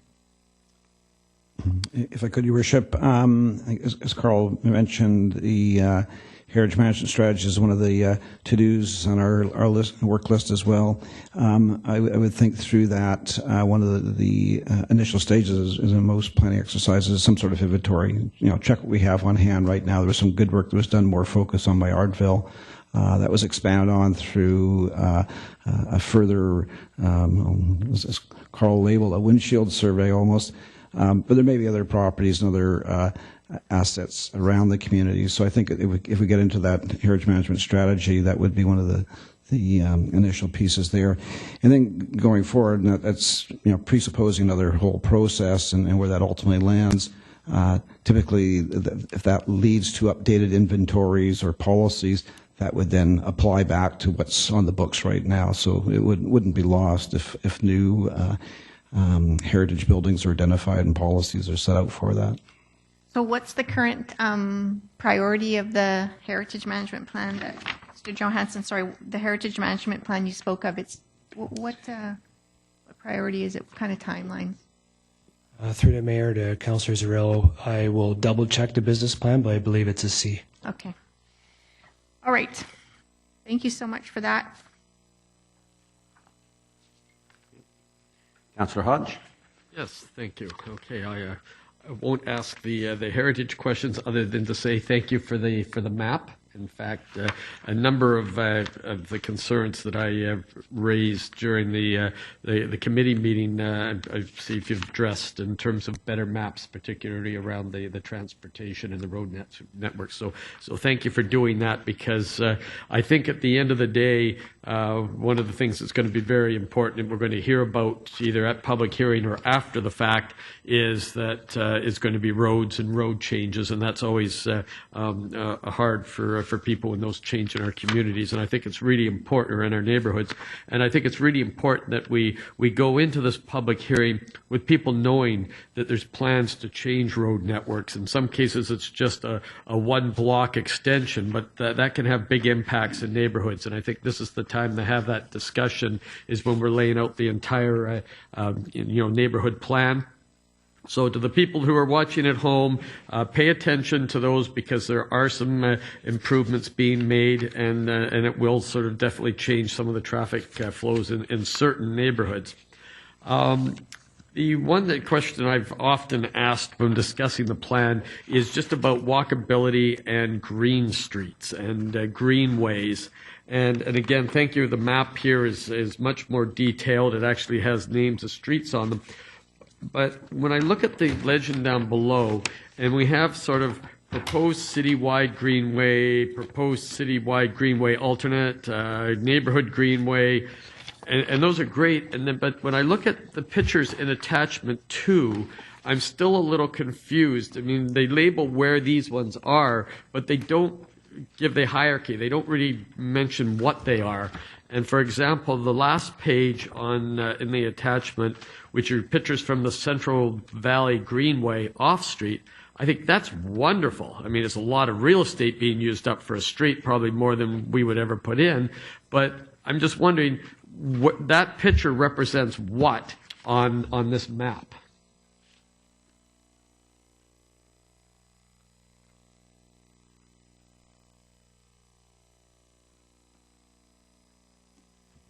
Through the chair to Councillor Hodge. Mr. Merrow. That portion of the Central Valley Greenway, which is a regional greenway built by TransLink, is on an arterial street. I believe that portion is in the city of Burnaby in the photo. So that would be very similar to an example in Coquitlam of a citywide greenway on an arterial street with a similar level of traffic. So that's quite a difference. And as I mentioned, that's a wide piece of real estate, what you would find on, sort of a former railway corridor or something. That's a major piece. And you refer to it as a regional greenway, but we don't list regional greenway or greenway on an arterial road as in that proposed greenway and cycle routes. And that's sort of what confuses me, is to getting an idea of what the greenway in your street could look like, as opposed to one that's maybe going down, North Road or an intermunicipal greenway. And this really is more of an intermunicipal greenway. I get that, but using it in this plan sort of suggests that might be something we do here, and maybe we're just not clear in terms of where that would be used, or maybe we need more different colors to differentiate a greenway that's going down,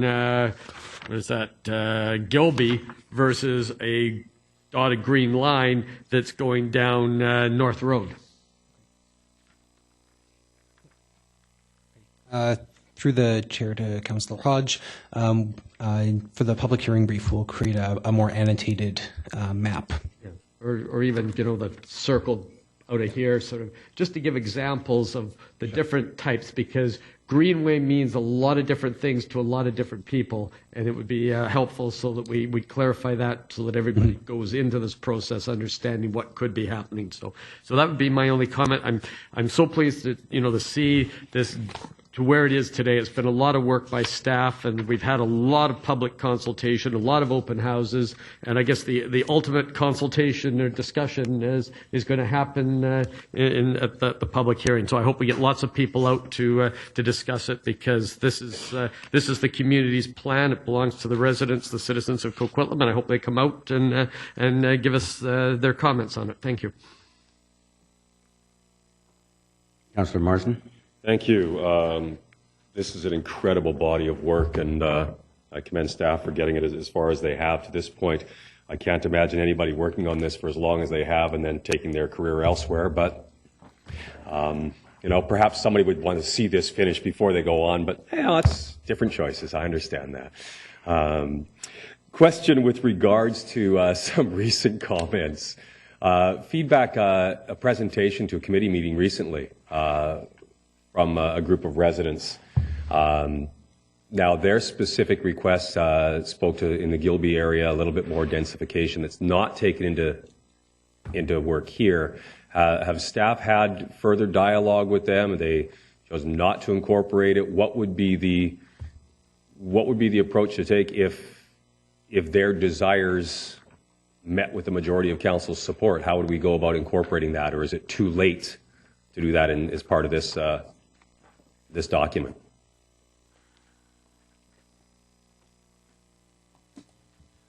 Through the chair to Councillor Marsden, certainly if council would like, prior to the public hearing to amend or recommend changes to the plan, that's perfectly acceptable.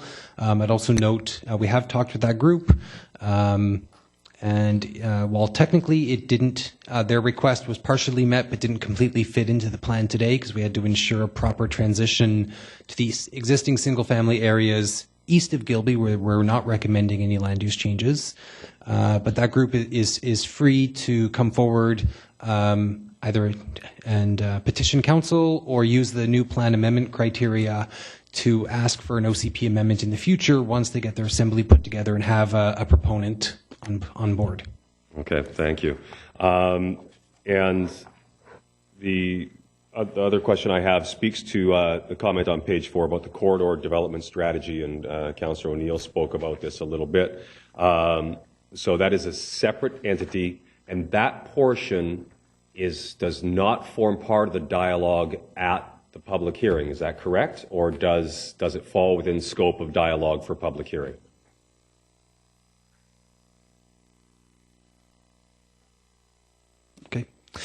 Through the chair to Councillor Marsden, the idea of undertaking a corridor development strategy is an implementation policy in the plan. So I would say that whether we should even consider doing one is part of the scope of this plan.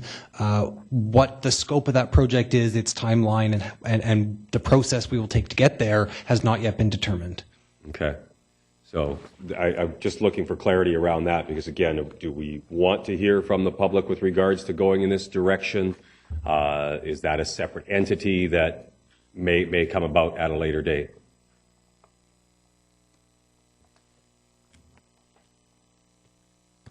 Mr. Johansson. Thank you, Mr. Mayor. Through to Councillor Marsden, as you mentioned before, the corridor development strategy concept itself would have to be scoped and brought to council as a project for review and approval before it proceeds. Okay, great. I've got another question with regards to that particular strategy, because in here, it's given a couple of examples of east-west corridors. I'm not sure if the corridor strategy is just east-west or is it north-south. So what I'm hearing today is that it's not a portion of the public hearing that, should this move forward to public hearing, that's not completely within scope, but it's work that staff will be undertaking as a separate entity, correct? Okay, great. Thank you. I, again, commend you for all your work on this. Mr. Johansson, thank you very much for the leadership you've shown on the file. I've really appreciated your work on it. So good work to everybody. I would certainly support this moving forward to public hearing. Thank you. And the question is first reading of the Burquitlam-Lougheed or Burquitlam-Lougheed neighborhood plan and a public hearing. All in favor? Opposed? Carried unanimously. Before we move to the next item, I wanted to say some nice things about a departing member of staff, Carl Johansson. I couldn't think of any, so I asked his boss, General Manager Jim McIntyre, and he had nothing but good things to say about Carl, so that worked out well. Tonight is the final Coquitlam Council meeting for one of our senior staff members. After more than 5 years with the city, Carl Johansson, our Manager of Community Planning, will be headed to a new and exciting opportunity. During his time at the city, Carl has refocused the work of the Community Planning Division. He has provided leadership on a number of important community planning projects, including the Millardville and Partington Creek neighborhood plans, the transit-oriented development strategy, the housing affordability strategy, as well as a number of projects that are still underway or nearing completion, such as this evening's Burquitlam-Lougheed neighborhood plan that I'm so pleased that he was able to bring it and present it to us for first reading prior to going on over the horizon to his new opportunity. Carl, thank you very much for the work you've done in Coquitlam and all you have done to help our growing community. And I want to thank you in advance for the work you'll continue to do in this region. This is a region with many challenges and many opportunities on the planning side. And as the chair of the Metro Vancouver's Regional Planning Committee, I get to see those challenges right across the region. And I know that there will be challenges and opportunities in White Rock as well. I think you're up to the job. I know you are. And I believe that strong planning professionals like you can help continue to keep Metro Vancouver the best place to live, the best place to work, the best place to study. Coquitlam, of course, is a little bit better than White Rock, but we'll see if you can catch up. Our loss will most certainly be White Rock's. We will miss seeing you in these chambers. Thank you and best wishes, Carl Johansson.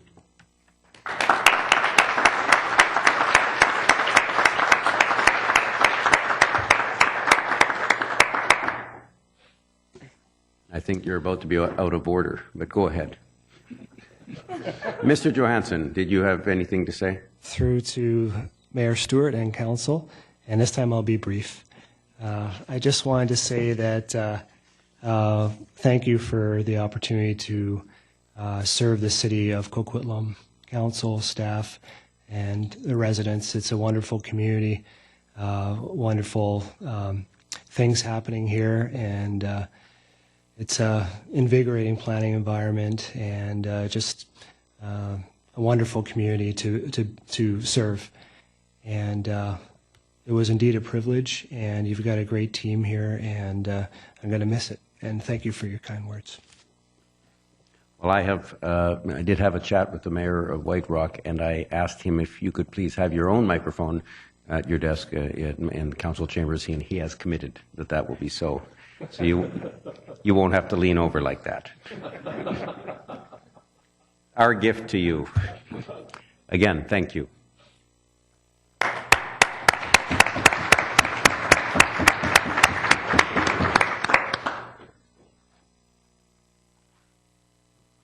Next item, item 8, pertains to partial building permits to provide for excavation and foundation permits. This is building partial permit amendment bylaw number 4729. Staff recommendation is that council give first, second, and third readings to building partial permit amendment bylaw number 4729. Moved by Councillor O'Neill, second by Councillor Hodge. My perspective, this is a good innovation that I think will serve us well and help speed through projects in a faster manner, which always is good. So I've got Councillor O'Neill. Yes, thank you very much. And I'm going to support this. And I note that at the top of page 2, it says that applicants opting for a partial permit can gain anywhere from a few weeks to several months head start on their projects. And that will be music to the ears of a lot of applicants. And this is especially noteworthy given news that came out last week. There was a study done by the Fraser Institute that the headlines that it got all related to the fact that the city of Vancouver has the longest building permit approval time in the Lower Mainland with an average wait of 21 months. Langley had the shortest wait of just 2 months. Now, I expected to see Coquitlam somewhere in the middle of the pack, as we quite often are on these Pan Metro Vancouver surveys, but we're actually towards the slower end at average of 12.2 months for building permits. And boy, that's about double what Richmond and Burnaby are, but significantly better than our neighbor to the east and a little slower than our neighbor to the west. I want to know if staff can put together the results, look at these results, and do these results reflect what you think is going on in Coquitlam at 12.2 months, and what impact do you think this partial permit will have on that 12.2 month figure? It's said a few weeks to several months, but do you know if there's an average? Are we going to improve? We'd like to have a better reputation for more timely building permit approvals. I don't think I'm mixing apples and oranges here, am I? Am I mixing apples and oranges? There's a slight element of that, yes. Okay, well, if I am, anyway, there's kind of, it's about getting projects done. Time is money, and so perhaps a specific response to the survey that the Fraser Institute did in relation to this partial building permit program. How do they work together? Well, I had the same question, and I'm advised to some degree that typically in these situations there's two types of time. There's processing time and there's wait time. And those communities that are overwhelmed to some degree with permits, a good amount of the time is not processing time. It may well cost less time in those communities to process because they're very efficient, but to begin processing is a significant wait for some communities. And I know that Coquitlam has had challenges there largely because there's so much development activity in the context of a new SkyTrain line. Langley may well get a SkyTrain line sometime in the next millennium, but Langley's the demand in Langley is more stable than it is in those communities that get new transit infrastructure. That was one explanation that was given to me, and I think Jim has put his mind to what he wants to how he wants to set it out. Yes, thank you, Worship. We appreciate this being brought to our attention. We had seen note of it and had a chance to go through it.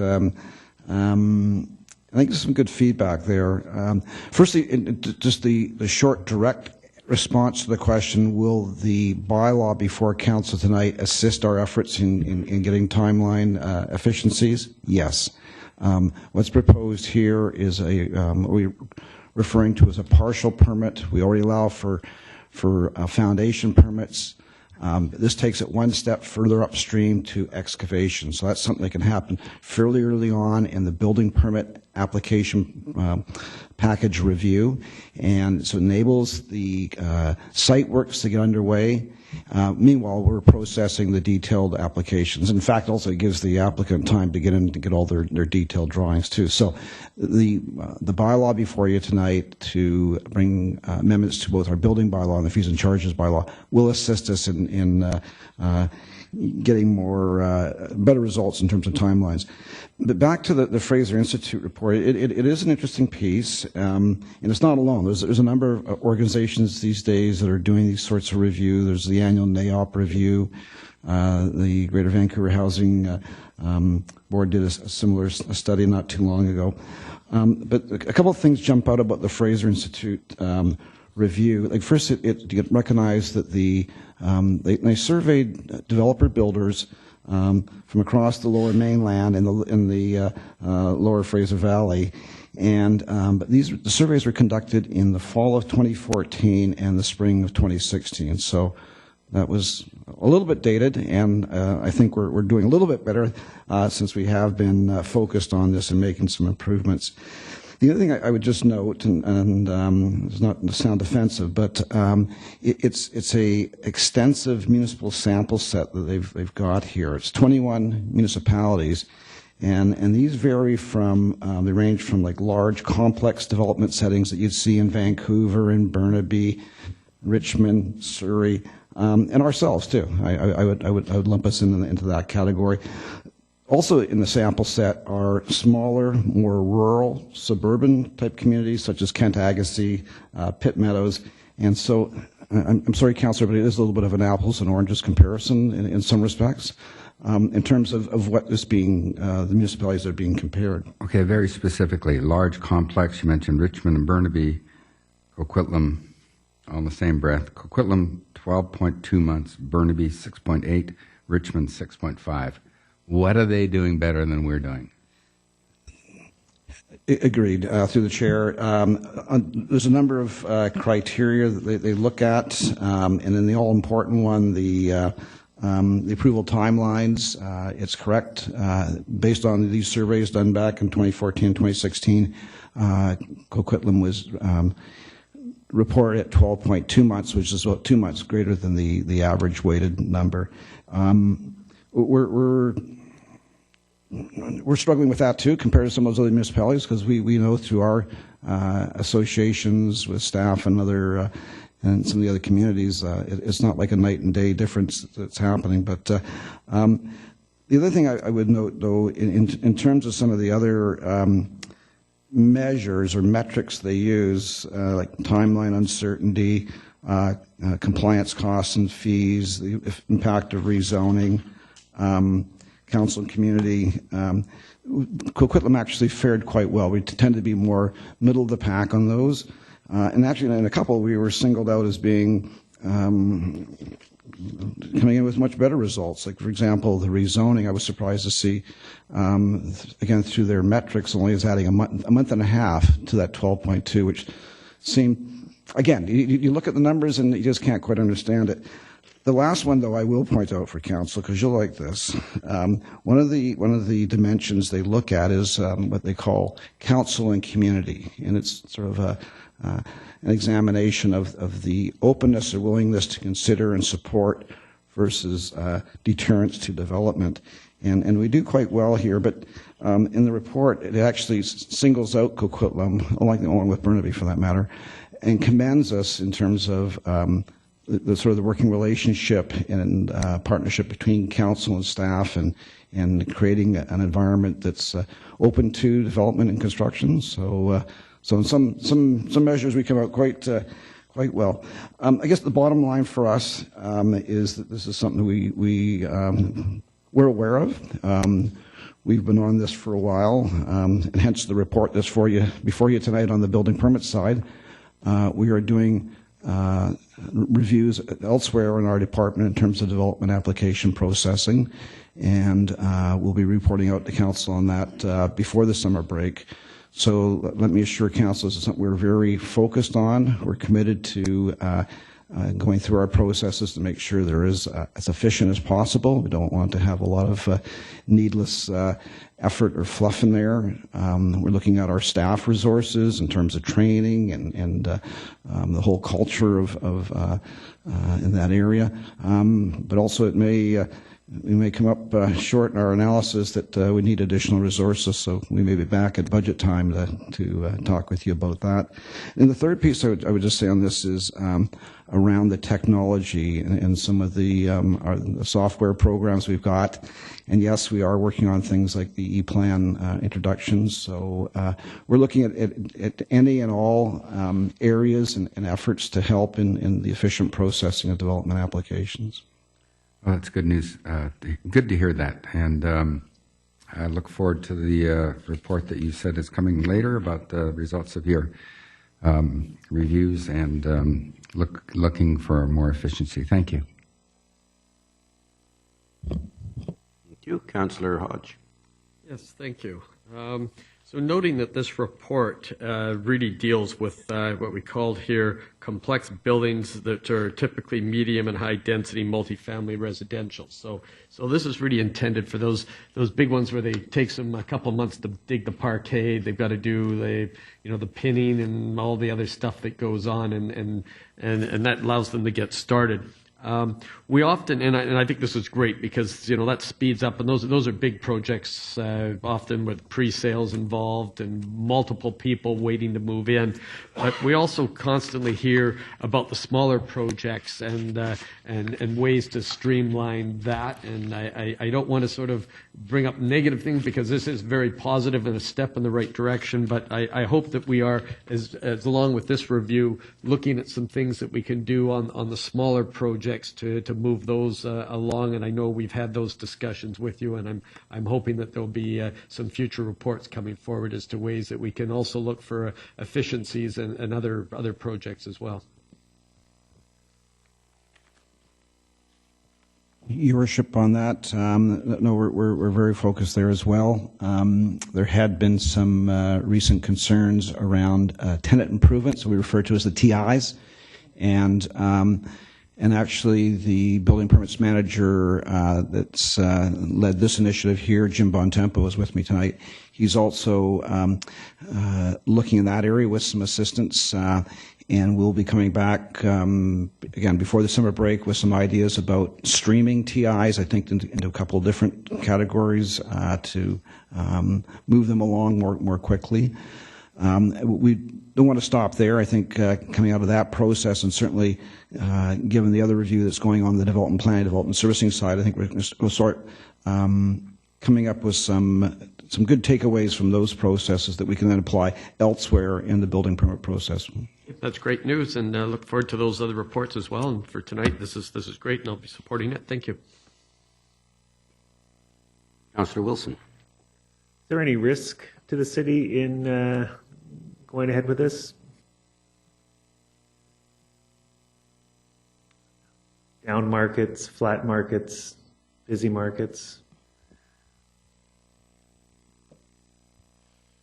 Mr. McIntyre. Sorry, thank you. A few comments, and I just asked my colleague Jim Bontempo, who did more of the research around this, to speak to it as well. Yes, in a down market, if someone got started with an excavation and all of a sudden the financial footing for that venture weakened or disappeared, we had a look at that, and maybe Jim can speak to this better than me. Is underlying this review, we check with a number of municipalities to see what processes they're using, what issues they may be facing, what pitfalls. And the question about security came up. Would we want to consider taking a fairly substantial amount of security at the issuance of the excavation permit that would then enable that if the works didn't continue or if they ceased and did not complete, there was an ability to come back and draw on those securities to complete that work. But I don't think we found anyone else that, there might have been one or two others that did that, but it was not a common practice. And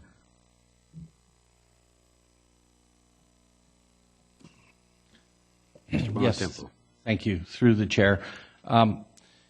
We felt that it wasn't required to collect an additional security, that within all our tools that we have at our disposal today, if, for example, worst case scenario, there were a downturn and you ended up with a big hole in the ground and it would sit there for years, we have the tools available to make sure that that site is kept in a safe manner. It would be hoarded. It would be under the building code, provide provisions for us to mandate that site be kept in a safe condition.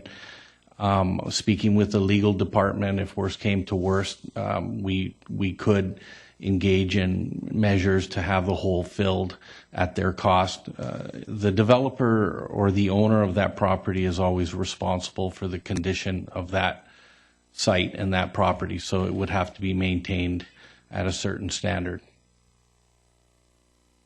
Okay, thank you. Yeah, it seems like a great plan. I just wanted to make sure we'd looked at all those options. Thanks.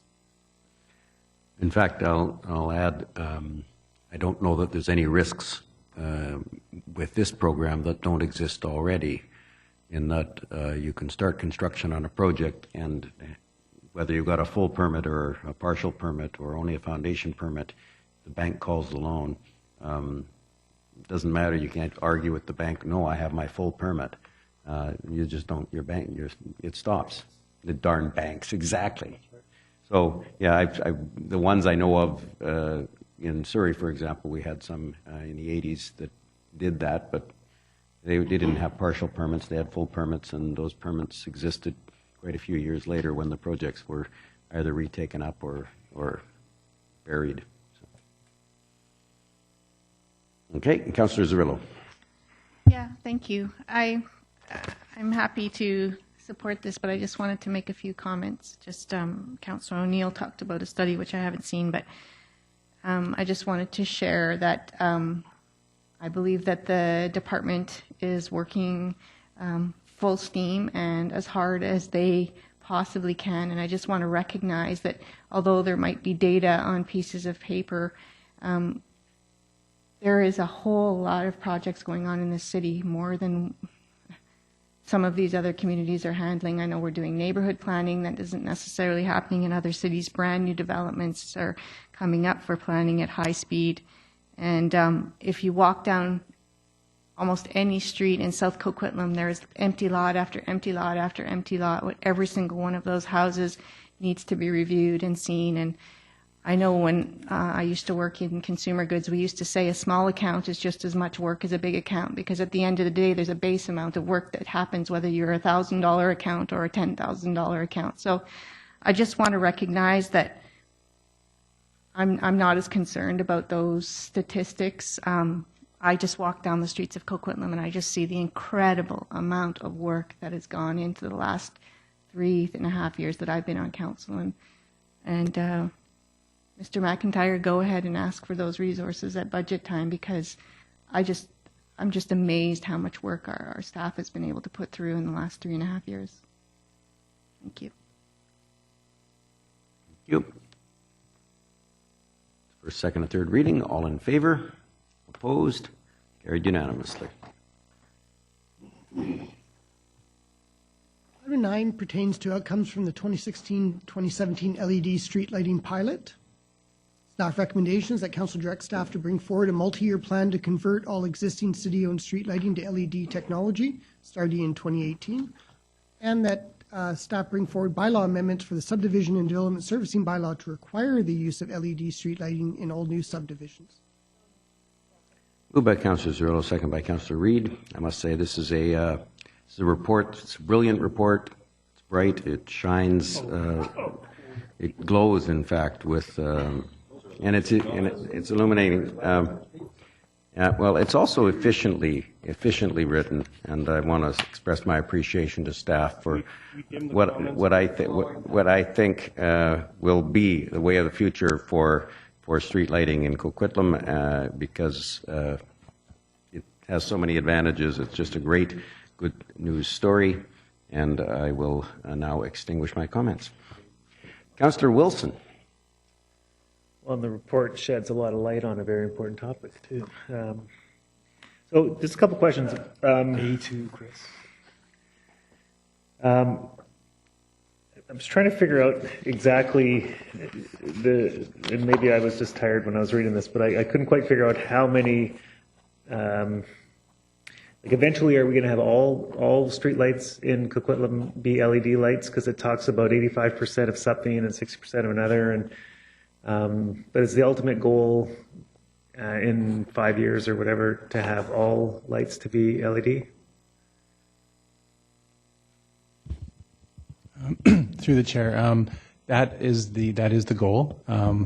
The question, I think, is whether they would all be davit style, or whether they'd all some of the lights, or a lot of the lights that we have, are the post tops, and those are a little bit more complicated.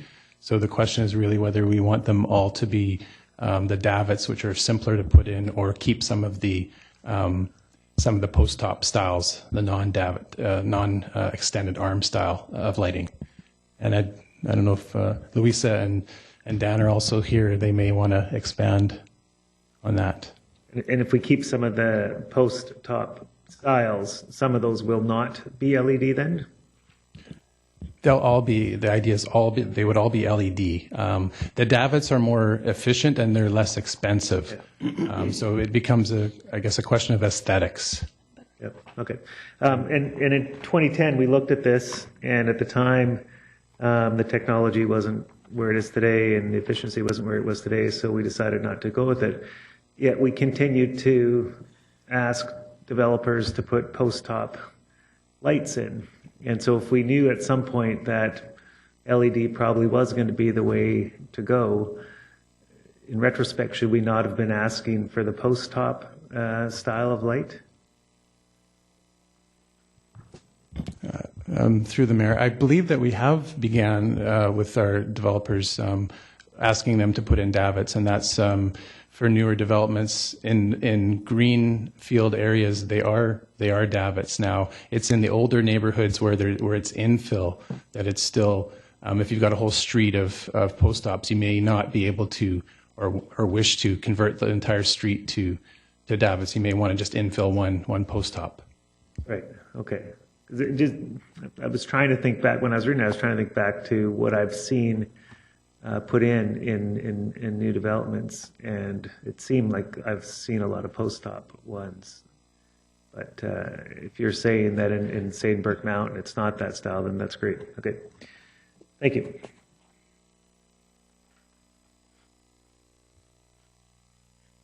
Hodge. Okay. Like, I'm going to have to define something to say about this. I guess my concern is around the post top. And I get in new subdivisions, sometimes they're way up high and we don't really see the difference of the style, but the aesthetics. But other communities, it's part of our streetscape guidelines. In fact, Mayardville, that's part of the street guidelines. And it's interesting, on the cover of the Burquitlam plan that came to council tonight, we show post-top fixtures on the cover of that report that's coming to public hearing. So there seems to be a bit of a disconnect between the design guidelines and the what we're trying to do with the LEDs. So maybe, I think you were going to comment earlier, so maybe this is your chance here. Thank you.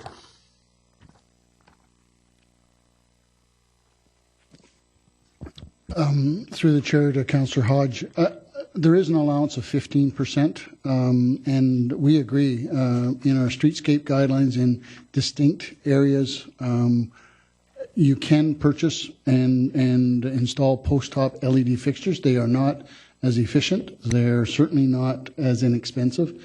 Now, they're very expensive. And so our business case, the detailed business case that will be brought forward, will have an allotment of up to 15% of post-op lights that we will continue to have as post-ops, and we will convert those ones to LED. If we were to maintain all of our post-op lights as post-ops, the return on investment becomes very poor, to the point where the energy savings and the maintenance savings don't fund it. And so we believe through this process that there is some compatibility, some acceptance for conversion in the residential areas. And we did pick three areas, Primrose and Galloway and others, three different types, the Ice Cube, the Acorn, and the typical Sylvania fixture.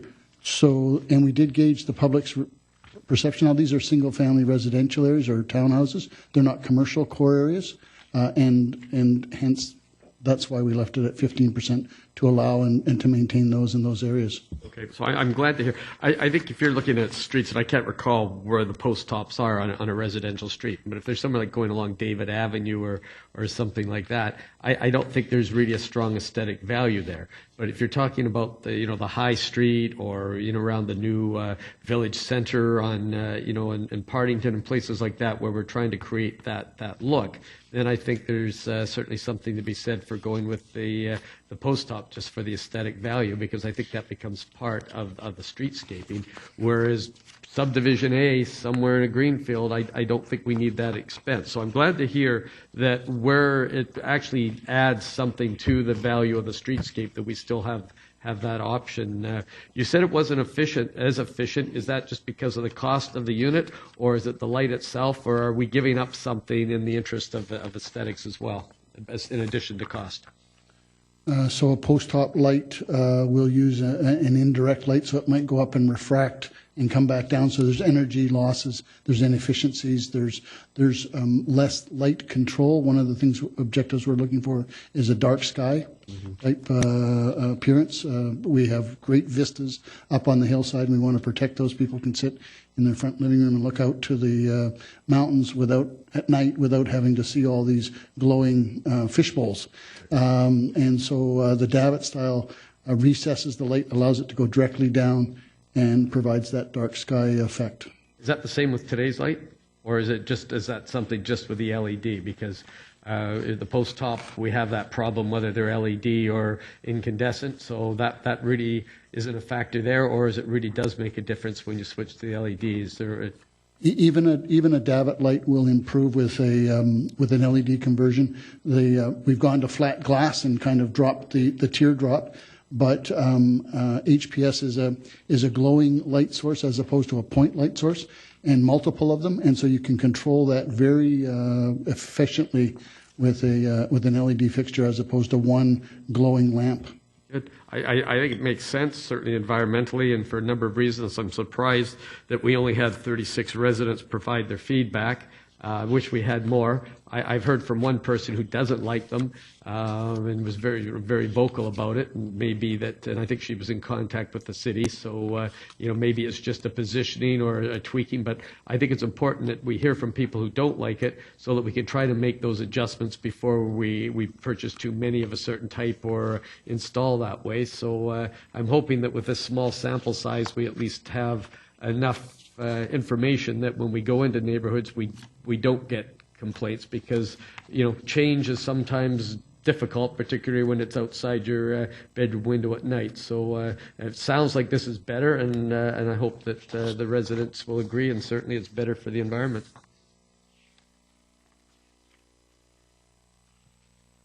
Okay. Seeing no other speakers. All in favor? All opposed? The motion carries.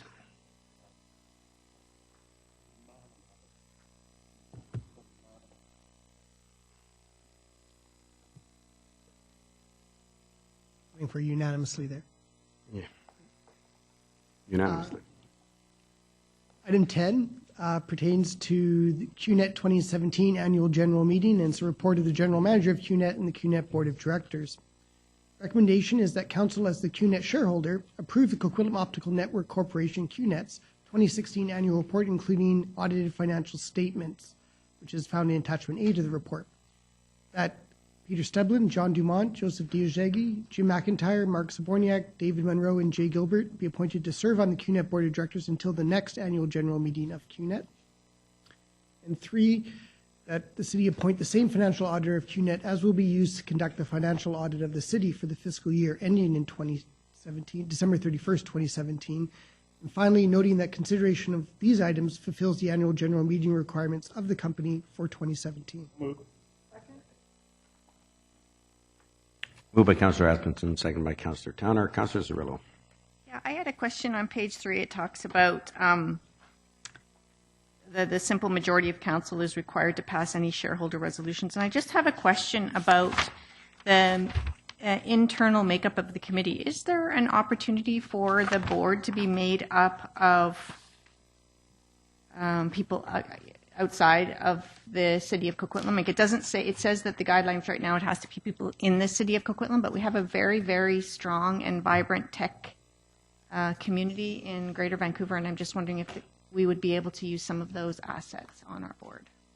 Thank you very much. Through the chair, that question has come up repeatedly in the past, and the QNet board, under our Articles of Incorporation, are intended to be senior staff of the city of Coquitlam. So under the Articles of Incorporation, no, that's not possible.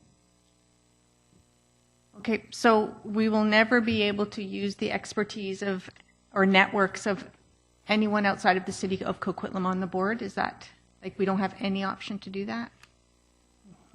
That's through the chair. I didn't say we couldn't use the expertise of outside people. They can't sit on the board of QNet, though. That's what I mean. So is there any way where we can change those articles of incorporation to allow for more networks or expertise on? I'm just thinking about exposure, right? Usually a board is made up of people that can take what you do outside of the networks that we have. So that's why I'm wondering, is there any way to change the articles of incorporation or change the makeup? The articles of incorporation are approved by the province, so there would be a process involved with approving the articles of incorporation, but it doesn't prevent QNet or the board of QNet from getting advice from outside people without, you don't need to change necessarily the composition of the board of QNet to do that. No, totally get that, but usually a board is advocating, right? So I would like to see more diversity on our board, so I was just wondering how we could do that.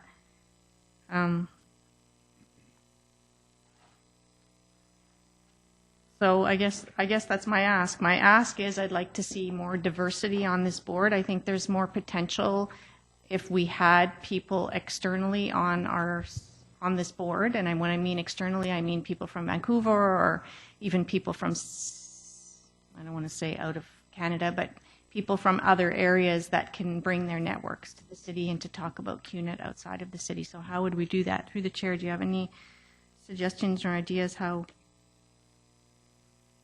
we could do that? Mr. Dumont. I wasn't here when the original company was formed, but it's not something that can be easily changed. We would have to go through a process, and we would have to get the articles of incorporation rewritten and approved by the province, and it would have to be in a manner that was acceptable to the province. So that would not be a small undertaking. So before we head down that path, I think we need some direction from all of council on that. Okay, so that's, thank you. I'm not going to do that tonight, but thank you. So obviously the makeup of the board is, there are no women named on the board, and I'm concerned if we don't have enough choice of women to be on the board. So I got to think there's some senior managers in the city of Coquitlam that could fill one of these roles. So was it that they turned them down, or was it that they weren't approached? I think generally the way the board has been is we've tried to put people on the board from our senior staff that have some experience with construction and telecommunications and things like that. It just happens to turn out that there isn't any women on the board. One of our officers of the company, though, is the GM of finance, who is a woman, but doesn't serve as a board member. So I'm just going to ask for separation, because I think I mentioned it last time, and I'm going to mention it again, that I'm just not comfortable in 2017 that we would have 3, 6, 7 folks on our board of directors and not one woman. So if we could separate when we vote, that would be wonderful. Okay. Separation has been called for. Any further discussion? Seeing none.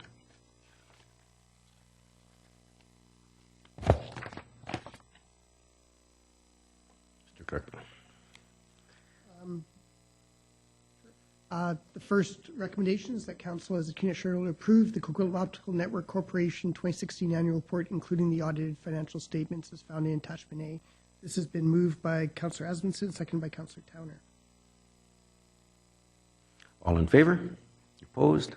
Carried unanimously. Recommendation 2 is that Council appoint Peter Steblin, John Dumont, Joseph Diozegi, Jim McIntyre, Mark Zaboniak, David Monroe, and Jay Gilbert to serve on the QNet Board of Directors until the next annual general meeting. All in favor? Opposed? Councillor Zurillo is opposed. Motion carries. 3, the council appoint the same financial auditor of QNet as will be used to conduct the financial audit of the city for the fiscal year ending December 31st, 2017.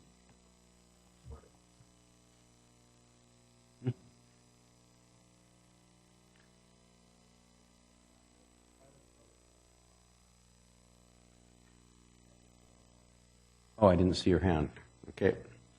I will accept that Councillor Zurillo and Councillor Wilson were opposed on recommendation 2. Recommendation 3, all in favor? Opposed? Any requirements for gender issues on that one? No? Okay. Motion carries unanimously. Your Worship, that's the last formal item on this agenda. Moved by Councillor Asmussen, seconded by Councillor Towner to adjourn. All in favor? Opposed? Carried unanimously. We'll now open the floor to any questions on tonight's items on tonight's agenda. Any questions at all on items on tonight's agenda? Finally, I will acknowledge that on May 1st, 300 years ago, May 1st, 1717, Britain and Scotland united to become United Kingdom. Or a horrible anniversary.